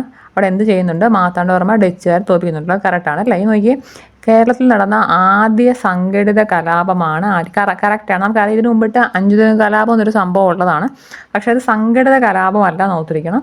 കേരളത്തിൽ നടന്നിട്ടുള്ള ആദ്യമായിട്ട് നടന്ന ഓർഗനൈസ്ഡ് ആയിട്ടുള്ള റിവോൾട്ട് എന്ന് പറയുമ്പോൾ എന്താണ്, ആറ്റിങ്ങൽ റിവോൾട്ടാണ്. നമുക്കറിയാം 1792 ശ്രീരംഗപട്ടണം ട്രീറ്റി പ്രകാരമാണ് മലബാർ ബ്രിട്ടീഷുകാർക്ക് ലഭിച്ചത് അല്ലേ. അപ്പോൾ ഈ പറഞ്ഞിട്ടുള്ള 1, 2, 3 ശരിയാണ്. നെക്സ്റ്റ് നോക്കി, ഇതിനകത്ത് ഇവർ ഓൾറെഡി ഇത് എന്താണ് ഇത് മാച്ച് ചെയ്ത് വെച്ചിരിക്കുകയാണ്. ഇതിൻ്റെ അകത്ത് ഏതാണ് കറക്റ്റ് എന്നുള്ളതാണ് ക്വസ്റ്റ്യൻ. നോക്കി നമുക്കറിയാം ഈ പറഞ്ഞിട്ടുള്ള വൈക്കം സത്യാഗ്രഹത്തിൻ്റെ ഡേറ്റ് കറക്റ്റ് ആണോ, അല്ല അല്ലേ. നമുക്കറിയാം വൈക്കം സത്യാഗ്രഹം എന്ന് പറയുമ്പോൾ എപ്പോഴാണ് 1924 തൊട്ട് 1925 20 വീക്സ് നീണ്ടു നിന്നൊരു സംഭവമാണ് ഈ പറഞ്ഞ വൈക്കം സത്യാഗ്രഹം. അതിൻ്റെ ഡേറ്റ് 1924 ആണ്. നമുക്കറിയാം ഈ പറഞ്ഞിട്ടുള്ള ഗുരുവായൂർ സത്യാഗ്രഹത്തിൻ്റെ ഡേറ്റ് കറക്റ്റ് ആണോ, കറക്റ്റാണ്. 1931 ആണ് ഗുരുവായൂർ സത്യാഗ്രഹം. നമുക്കറിയാം ക്ഷേത്രപ്രവേശന വിളംബരം 1936 ആണ്. 12th November 1936 ആണ് ക്ഷേത്രപ്രവേശന വിളംബരം എന്ന് നോക്കിയുള്ളൂ. ഇവിടെ നിന്ന് പറയുമ്പോഴത്തേക്കിന് മലബാർ ജില്ലാ കോൺഗ്രസിൻ്റെ പ്രഥമ സമ്മേളനം നടന്നത് 1916 ഇത് ഞാൻ പറഞ്ഞു നമ്മൾ കുറച്ച് മുമ്പ് ചെയ്തതുപോലുള്ളൊരു ക്വസ്റ്റ്യൻ ആണിത്. അതിനകത്ത് എന്തുണ്ടായിരുന്നു, ഈ പറഞ്ഞ പോലെ ആ കേരള ഹിസ്റ്ററിക്കകത്ത് വരുന്ന ഒരു സെക്ഷൻ ഉണ്ടായിരുന്നു, അതായിരുന്നു ഇത് കേട്ടോ. അപ്പോൾ നോക്കി എന്ന് പറയുമ്പോൾ BCയും Dയും കറക്റ്റാണ്. അപ്പോൾ ഇതാണ് ഇതിൻ്റെ ആൻസറെ. ക്ലിയർ അല്ലേ. നെക്സ്റ്റ് ക്വസ്റ്റ്യൻ നോക്കി, ശരിയായ ജോഡി കണ്ടെത്തുക എന്നുള്ളതാണ് ഇതിനകത്ത് ക്വസ്റ്റ്യൻ. നോക്കി ഇതിനകത്ത് പറയാൻ നമുക്കറിയാം ആര്യ സമാജം രാജാറാം മോഹൻ റോയുടെ ആണോ, അല്ലല്ലേ. ആര്യ സമാജം എന്ന് പറയുമ്പോൾ ആരുടെയാണ്, ദയാനന്ദ സരസ്വതിയുടെയാണ് അല്ലേ. ദയാനന്ദ സരസ്വതിയുടെയാണ് എന്ത് ഈ പറഞ്ഞിട്ടുള്ള ആര്യ സമാജമേ, സരസ്വതിയുടെയാണ് നമ്മുടെ ആര്യ സമാജം എന്നുള്ളത്. അപ്പോൾ ഈ പറഞ്ഞ ഫസ്റ്റ് ഓപ്ഷൻ തെറ്റാണ്. സ്വരാജ് പാർട്ടി ആരുടെയാണ്? കറക്റ്റാണ്, മോത്തിലാൽ നെഹ്റു ആണ് സ്വരാജ് പാർട്ടിയിലായിട്ടുള്ള സംഭവമാണ്. ഈ പറഞ്ഞിട്ടുള്ള സ്വതന്ത്ര പാർട്ടി പറഞ്ഞാൽ സി രാജഗോപാലാചാര്യ എന്നുള്ള ശരിയാണ്. രാമകൃഷ്ണ മിഷൻ എന്ന് പറഞ്ഞാൽ സ്വാമി വിവേകാനന്ദനാണ്, ശരിയാണ് അല്ലേ. അപ്പോൾ ഈ പറഞ്ഞിട്ടുള്ള 2, 3, 4 ശരിയാണ് എന്നുള്ളതാണ് ഓപ്ഷൻ. ഇതാണ് കറക്റ്റ് ഓപ്ഷൻ. 2, 3, 4 ശരിയാണെന്നുള്ളതാണ് ഓപ്ഷൻ. നെക്സ്റ്റ് ക്വസ്റ്റ്യൻ നോക്കി. ഈ പറഞ്ഞിട്ടുള്ള അമേരിക്കൻ കോളനികളുടെ സ്വാതന്ത്ര്യം എന്ന് വെച്ചാൽ ഇത്രയേ ഉള്ളൂ സംഭവം. അമേരിക്കൻ റവല്യൂഷൻ എൻഡ് ആകാൻ കാരണമായ ട്രീറ്റി ഏതാണെന്നാണ് ക്വസ്റ്റ്യൻ. അമേരിക്കൻ റവല്യൂഷൻ എൻഡ് ആകാൻ കാരണമായ ട്രീറ്റി ഏതാണോ നമുക്കറിയാം. പാരീസ് ട്രീറ്റി പ്രകാരമാണ്. 1783 പാരീസ് ട്രീറ്റി പ്രകാരമാണ്. നമുക്കറിയാം ഇതിന് 1780 തന്നെ അമേരിക്കയിലെ സിവിൽ വാർ എൻഡ് ചെയ്യുന്നുണ്ട്. പക്ഷേ ഈ പറഞ്ഞിട്ടുള്ള ബ്രിട്ടീഷുകാർ കംപ്ലീറ്റ് ആയിട്ട് അമേരിക്കയ്ക്ക് സ്വാതന്ത്ര്യം കൊടുക്കുന്നത് 1783 പാരീസ് ട്രീറ്റി പ്രകാരമാണ് കേട്ടോ, തെറ്റിക്കരുതേ. ഇനി എന്താണ് ഈ പറഞ്ഞിട്ടുള്ള ടെന്നീസ് കോർട്ട് പ്രതിജ്ഞ ഏതാണ്? ടെന്നീസ് കോർട്ട് ഡിക്ലറേഷൻ എന്ന് പറയുമ്പോൾ എന്ത് റിലേറ്റഡ് ആണെന്ന് നമുക്കറിയാം. ഫ്രഞ്ച് റവല്യൂഷൻ റിലേറ്റഡ് ആയിട്ടുള്ള സംഭവമാണ് ഈ പറഞ്ഞത് ടെന്നീസ് കോർട്ട് ഡിക്ലറേഷൻ എന്ന് പറയുമ്പോഴത്തേക്കിന്. ഇത് കഴിഞ്ഞിട്ടാണ് അവർ എന്തോ ചെയ്യുന്നത്, നമ്മുടെ ആ പറഞ്ഞിട്ടുള്ള ബാസൽ കോട്ടയൊക്കെ തകർക്കുന്നത് ഈ പറഞ്ഞിട്ടുള്ള ടെന്നീസ് കോർട്ട് ഡിക്ലറേഷൻ കഴിഞ്ഞിട്ടാണ് കേട്ടോ. ഈ വർഷത്താണ് ഇത്. 1789 നമ്മുടെ ടെന്നീസ് കോർട്ട് ഡിക്ലറേഷൻ ഓർത്തിരിക്കുക കേട്ടോ. ഇതെന്ന് പറയുമ്പോഴത്തേക്കിന് ഈ 1780 എന്ന് പറയുമ്പോഴത്തേന് ഫിലാഡൽഫിയയുള്ള ട്രീറ്റി എന്ന് പറയുമ്പം ഏതാണ്? നമ്മൾ ഈ പറഞ്ഞിട്ടുള്ള അമേരിക്കൻ റവല്യൂഷനോട് ബന്ധപ്പെട്ട സംഭവം തന്നെയാണ്. പക്ഷേ അത് പ്രകാരമല്ല എന്ത് ചെയ്യുന്നത്, ഈ സംഭവം എൻഡ് ചെയ്യുന്നത്. ഈ നോക്കി ഈ പറഞ്ഞിട്ടുള്ള വേഴ്സായി ട്രീറ്റി എന്ന് പറയുന്നത് എന്താണ്? ഇതാണ് സംഭവം. ഈ സത്യം പറഞ്ഞാൽ വേൾഡ് വാർ 2ൻ്റെ റീസൺ എന്ന് നമുക്ക് വേണമെങ്കിൽ എന്ത് പറയാം, ഈ പറഞ്ഞിട്ടുള്ള വേഴ്സായി ട്രീറ്റിയെ പറയാം. ഇതെന്ന് പറയുമ്പോൾ വേൾഡ് വാർ 1 എൻഡ് ചെയ്തതിന് ശേഷം ഈ പറഞ്ഞ ജയിച്ച സഖ്യം ഉണ്ടല്ലോ, അവർ സൈൻ ചെയ്യിപ്പിക്കുന്ന ഒരു ട്രീറ്റിയാണ് ഈ വേഴ്സായി ട്രീറ്റി. കാരണം ജർമ്മനിയെ കൊണ്ടാണ് ഈ പറഞ്ഞ വേഴ്സായി ട്രീറ്റി സൈൻ ചെയ്യിക്കുന്നത്. അപ്പോൾ ഓർത്തിരിക്കുക, ഈ സമയത്ത് എന്ന് പറയുമ്പോഴത്തേനും വെയ്മർ റിപ്പബ്ലിക്കാണ് ജർമ്മനിക്ക് വേണ്ടി സൈൻ ചെയ്യുന്നത് കേട്ടോ. അവിടെ നിന്ന് പറയുമ്പോൾ ജർമ്മനിയെ ഫുള്ളായിട്ട് ഡിസാം ചെയ്യുന്നുണ്ട്. അതുപോലെ തന്നെ ഈ പറഞ്ഞ യുദ്ധത്തിൻ്റെ ഫുൾ കുറ്റം ജർമ്മനിയുടെ തലയിൽ അടിച്ചേൽപ്പിക്കുന്ന ഒരു സന്ധിയാണ് ഈ പറഞ്ഞിട്ടുള്ള വേഴ്സായി ട്രീറ്റി അല്ലേ. നമുക്ക് അറിയാവുന്ന സെക്ഷനാണ്. 28 ജൂൺ 1919 കേട്ടോ. 28 ജൂൺ 1919 ഈ പറഞ്ഞിട്ടുള്ള വേഴ്സായി ട്രീറ്റി സൈൻ ചെയ്യും. 28 ജൂൺ 1919 വേഴ്സായി ട്രീറ്റി സൈൻ ചെയ്യിക്കുന്നത് കേട്ടോ, തെറ്റിക്കരുത്. നെക്സ്റ്റ് ക്വസ്റ്റ്യൻ നോക്കി. ഈ പറഞ്ഞ കറണ്ട് അഫയർ സെക്ഷനിൽ വരുന്നതാണ്. നമുക്കറിയാം G20 എന്ന് പറയുമ്പോഴത്തേക്കിന് നമുക്കറിയാം G20 2023 G20 നടന്നത് എവിടെ വെച്ചിട്ടാണ്? നമുക്കറിയാം ന്യൂഡൽഹി വെച്ചിട്ട് നടന്നാലും 2023 G20 നടന്നത് ന്യൂഡൽഹി വെച്ചിട്ടാണെന്ന് അറിയാം. അപ്പോൾ ഇന്ത്യയാണ് G20 ഹോസ്റ്റ് ചെയ്ത് നോത്തിരിക്കുക എന്ന് പറയുമ്പോഴത്തേന് ഇന്ത്യയിൽ ആദ്യമായിട്ടാണ്, ഫസ്റ്റ് ടൈമാണ് ഇന്ത്യയിലൊരു G20 മീറ്റ് നടക്കുന്നത്. നമുക്കറിയാം G20യുടെ ഹെഡ് എന്ന് പറയുന്നൊരു സംഭവമില്ല. ഏത് രാജ്യമാണോ അത് കോർഡിനേറ്റ് ചെയ്യുന്നത് ആ രാജ്യത്തെ പ്രൈം മിനിസ്റ്റർ അല്ലെങ്കിൽ അതിൻ്റെ ഹെഡ് ഓഫ് ദ സ്റ്റേറ്റ് ആയിരിക്കും എന്ത് ചെയ്യുന്നത്, ഈ പറഞ്ഞിട്ടുള്ള G20യുടെ ഹെഡായിട്ട് വരുന്നത്. അപ്പോൾ അതുകൊണ്ട് തന്നെ ഈ 2022 G20യുടെ ഹെഡ് നമ്മുടെ മോഡിയായെന്ന് ഓർത്തിരിക്കുക. ഇവിടെ ക്വസ്റ്റ്യൻ എന്താണ്? G20 അധ്യക്ഷ പദവി ഇന്ത്യ ഏറ്റെടുത്തത് താഴെ പറയുന്നവർ ഏത് വൻകരയിലുള്ള രാജ്യത്തിൽ നിന്നാണ്? നമുക്കറിയാം ഒബിയസ്ലി ഏഷ്യയിലാണല്ലോ നമ്മുടെ ഇന്ത്യ ഉള്ളത്. അപ്പോൾ ഇതാണ് ഇതിൻ്റെ ആൻസർ. അപ്പോൾ ഓർത്തിരിക്കുക, G20 എന്ന് പറയുമ്പോൾ ഇന്ത്യയിൽ ആദ്യമായിട്ട് നടക്കുന്ന ഓർത്തിരിക്കണം കേട്ടോ. നമുക്കറിയാം, തെറ്റിക്കരുത്. 2022 ഈ പറഞ്ഞ G20 നടന്നെന്ന് ഓർത്തിരിക്കുക. ഇതെന്ന് പറയുമ്പോഴത്തേക്കിന് G20യുടെ 18ാമത്തെ മീറ്റ് ആയിരുന്നു കേട്ടോ. ഇത് G20യുടെ രാഷ്ട്രങ്ങളുടെ 18ാമത്തെ മീറ്റ് ആയിരുന്നു 2023 ന്യൂഡൽഹിയിൽ വെച്ച് നടന്ന മീറ്റ് എന്ന് ഓർത്തിരിക്കുക. ഇതെന്ന് പറയുമ്പോഴത്തേക്കിന് ഇനി അടുത്ത പ്രാവശ്യം നടക്കുന്നുണ്ട്. അപ്പോൾ ഇതെന്ന് പറയുമ്പോഴത്തേന് ഓർത്തിരിക്കുക, ഇതെന്ന് പറയുമ്പം ഇതിൻ്റെ തീം നമ്മുടെ സ്ലോഗൻ പറയത്തില്ല എന്ന് പറയുമ്പോൾ 1 എർത്ത് അങ്ങനെ ഒരു തീം ഉണ്ടായിരുന്നു കേട്ടോ. എന്താണ്? നമ്മുടെ 1 എർത്ത് 1 ഫാമിലി 1 ഫ്യൂച്ചർ എന്നാണ് കേട്ടോ. 1 എർത്ത് 1 ഫാമിലി 1 ഫ്യൂച്ചർ എന്നുള്ളതായിരുന്നു ഈ പറഞ്ഞിട്ടുള്ള G20 2023 theme. 1 earth 1 family 1 future എന്നുള്ളതായിരുന്നു 2023 G20യുടെ തീം. ക്ലിയർ അല്ലേ? നെക്സ്റ്റ് ക്വസ്റ്റ്യൻ നോക്കി. 2023 വേൾഡ് കപ്പാണ്. ക്രിക്കറ്റ് വേൾഡ് കപ്പിനെ കുറിച്ചുള്ള ക്വസ്റ്റ്യൻ ആണ്. എത്ര രാജ്യങ്ങളാണ് പങ്കെടുത്തതെന്നാണ് ക്വസ്റ്റ്യൻ. എത്രണ്ണമാണ്? 10 രാജ്യങ്ങളാണ് 2023 വേൾഡ് കപ്പിൽ പങ്കെടുത്തത്. ഹോസ്റ്റ് ചെയ്ത് ആരായിരുന്നു? ഇന്ത്യ ആയിരുന്നു അല്ലേ. ജയിച്ചത് ഓസ്ട്രേലിയയാണ്. നമുക്കറിയാം ഓസ്ട്രേലിയ ഇന്ത്യയെ തോൽപ്പിക്കുക ചെയ്തത് കേട്ടോ. ഓസ്ട്രേലിയ ഇന്ത്യയെ തോൽപ്പിച്ചു. ഓസ്ട്രേലിയയുടെ 6ാമത്തെ ടൈറ്റിലാണ്. ഓസ്ട്രേലിയയുടെ 6ാമത്തെ ടൈറ്റിലായിരുന്നു ഇപ്രാവശ്യം നടന്ന വേൾഡ് കപ്പ് കിട്ടുമെന്ന് പറയുമ്പോഴത്തേക്കിന്. ഈ നടന്നതെന്ന് പറഞ്ഞാൽ world cup ICC cricket world കപ്പിൻ്റെ ICC ക്രിക്കറ്റ് വേൾഡ് കപ്പിൻ്റെ 13th എഡിഷൻ 13ാമത്തെ എഡിഷനാണ് 2023 നടന്നത്. അതിനകത്ത് 6ാമത്തെ ഓസ്ട്രേലിയ കിരീടമാണ് കിട്ടിയത്. ഓസ്ട്രേലിയ ഇന്ത്യയാണ് തോൽപ്പിച്ചത് നോത്തിരിക്കുക. ഇതിനകത്ത് പറയുമ്പം 10 രാജ്യങ്ങളാണ് പങ്കെടുത്തെന്ന് ഓർത്തിരിക്കണം കേട്ടോ, തെറ്റിക്കരുത്.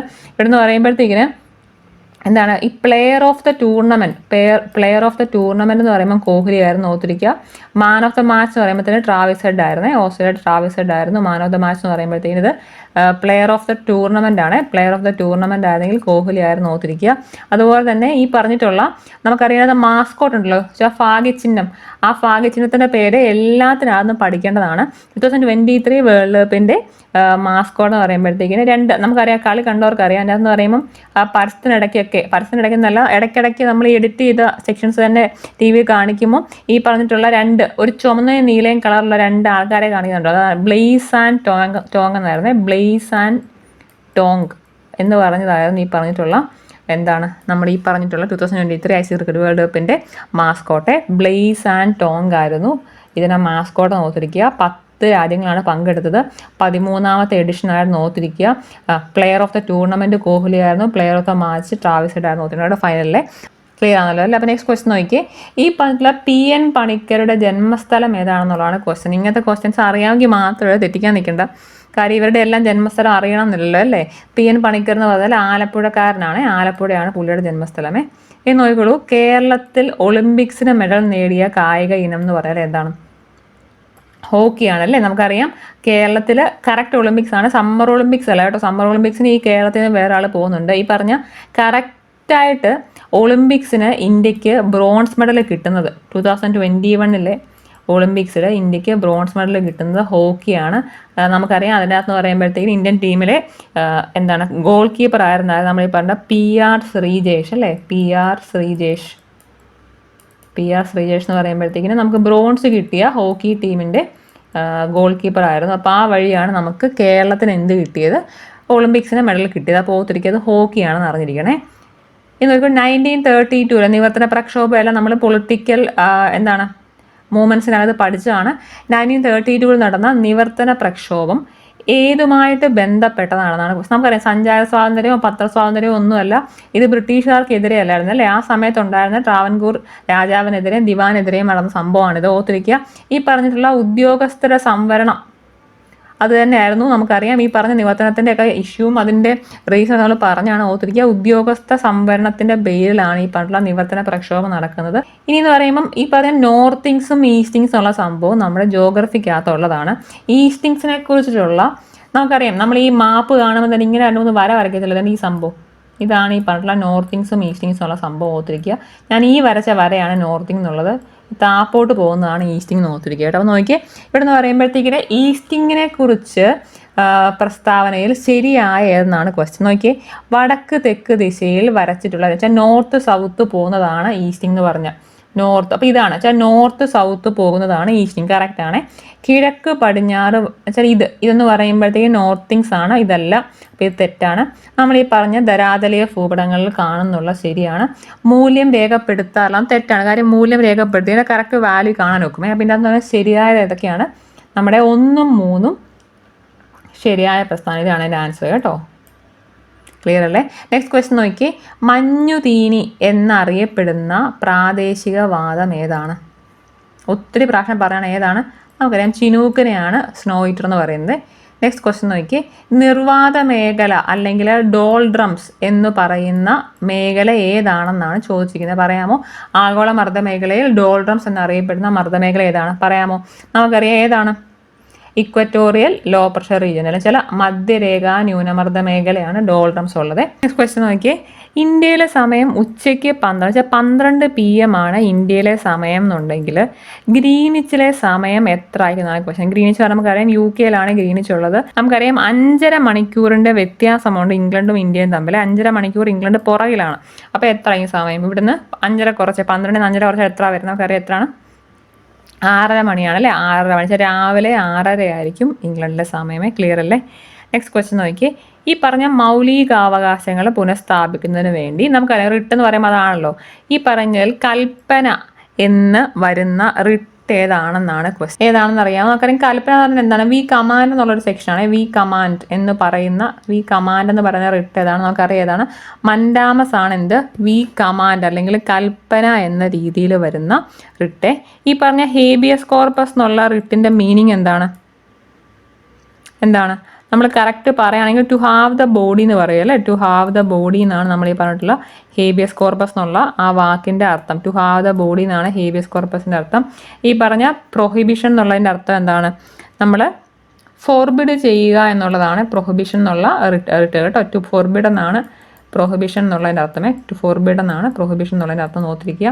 ഈ പറഞ്ഞിട്ടുള്ള കോ വാർണെന്ന് പറഞ്ഞാൽ എന്താണ്? By what authority?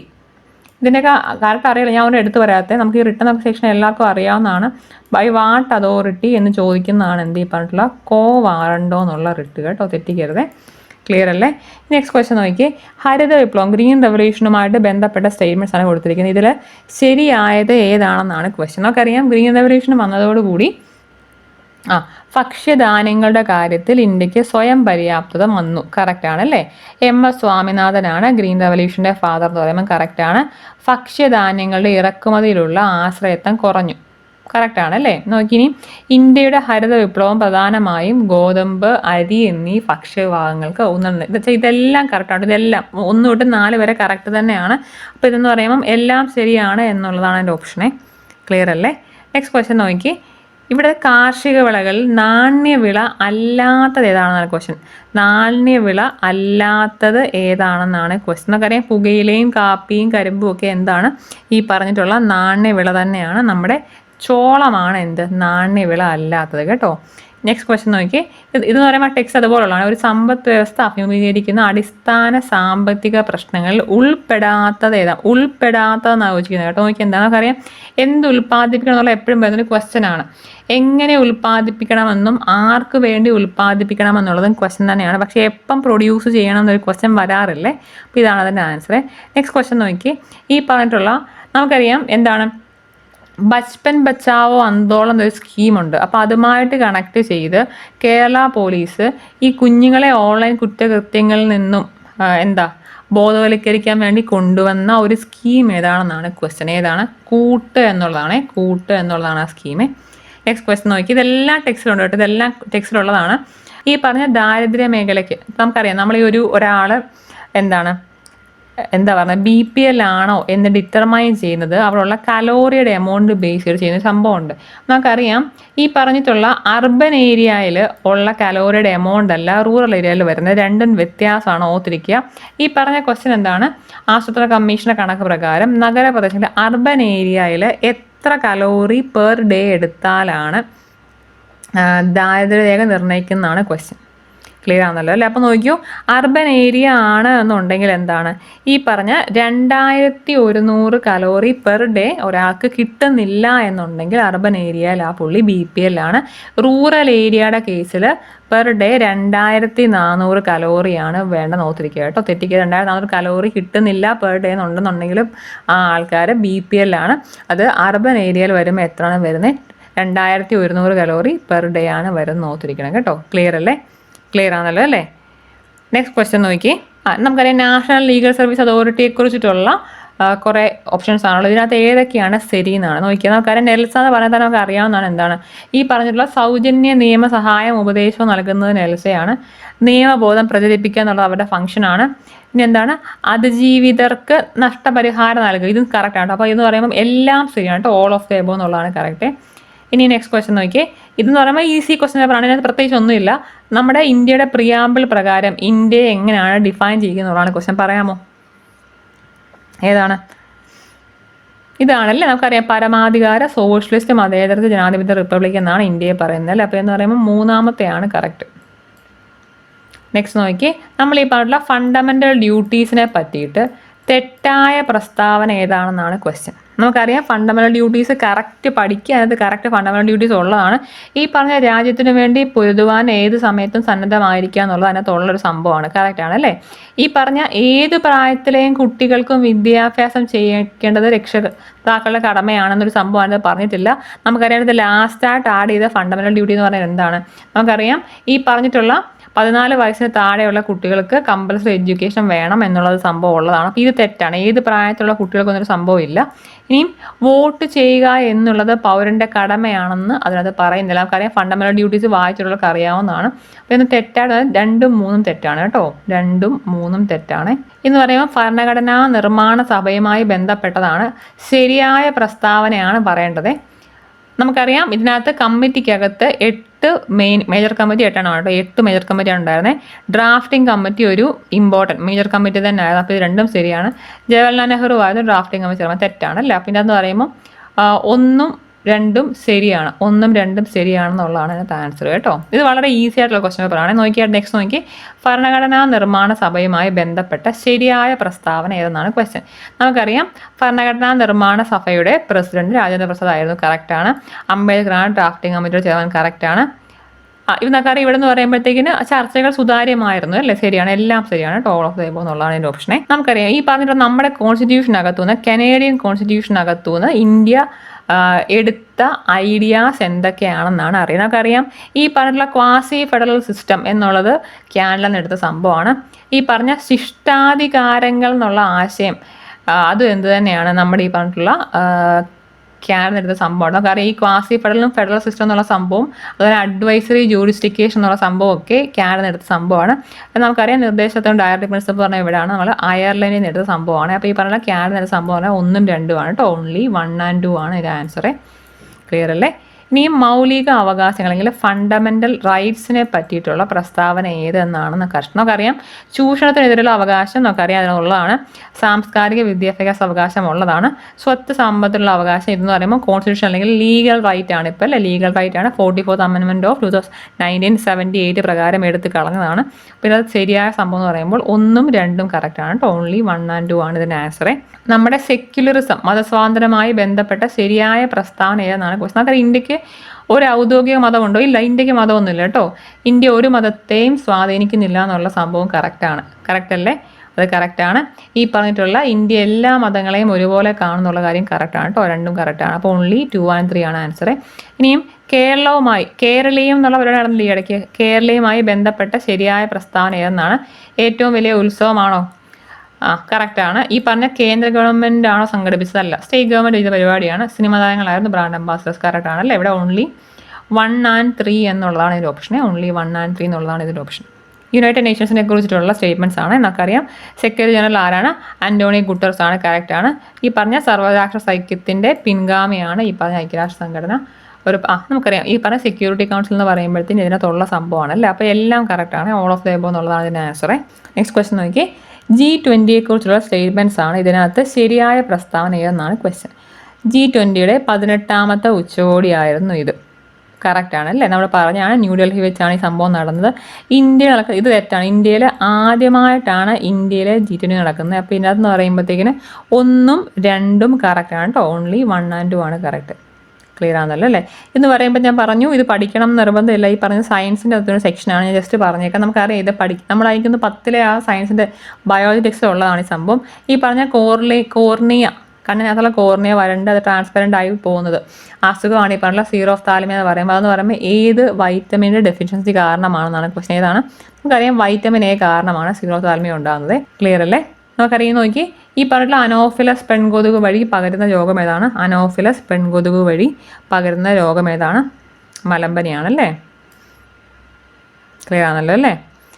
Next question നോക്കി, ഇൻസുലിൻ ഉൽപ്പാദിപ്പിക്കുന്ന ഏത് ഗ്രന്ഥിയാണ്? എല്ലാവർക്കും അറിയാവുന്നതാണ് ഇതൊക്കെ. പറഞ്ഞാൽ ഇതൊന്നും പഠിക്കണമെന്നല്ല, എല്ലാവർക്കും അറിയാവുന്നതാണ്. പാൻക്രിയാസ് ആണ് എന്ത് ചെയ്യുന്നത്? ഇൻസുലിൻ പ്രൊഡ്യൂസ് ചെയ്യുന്നത്.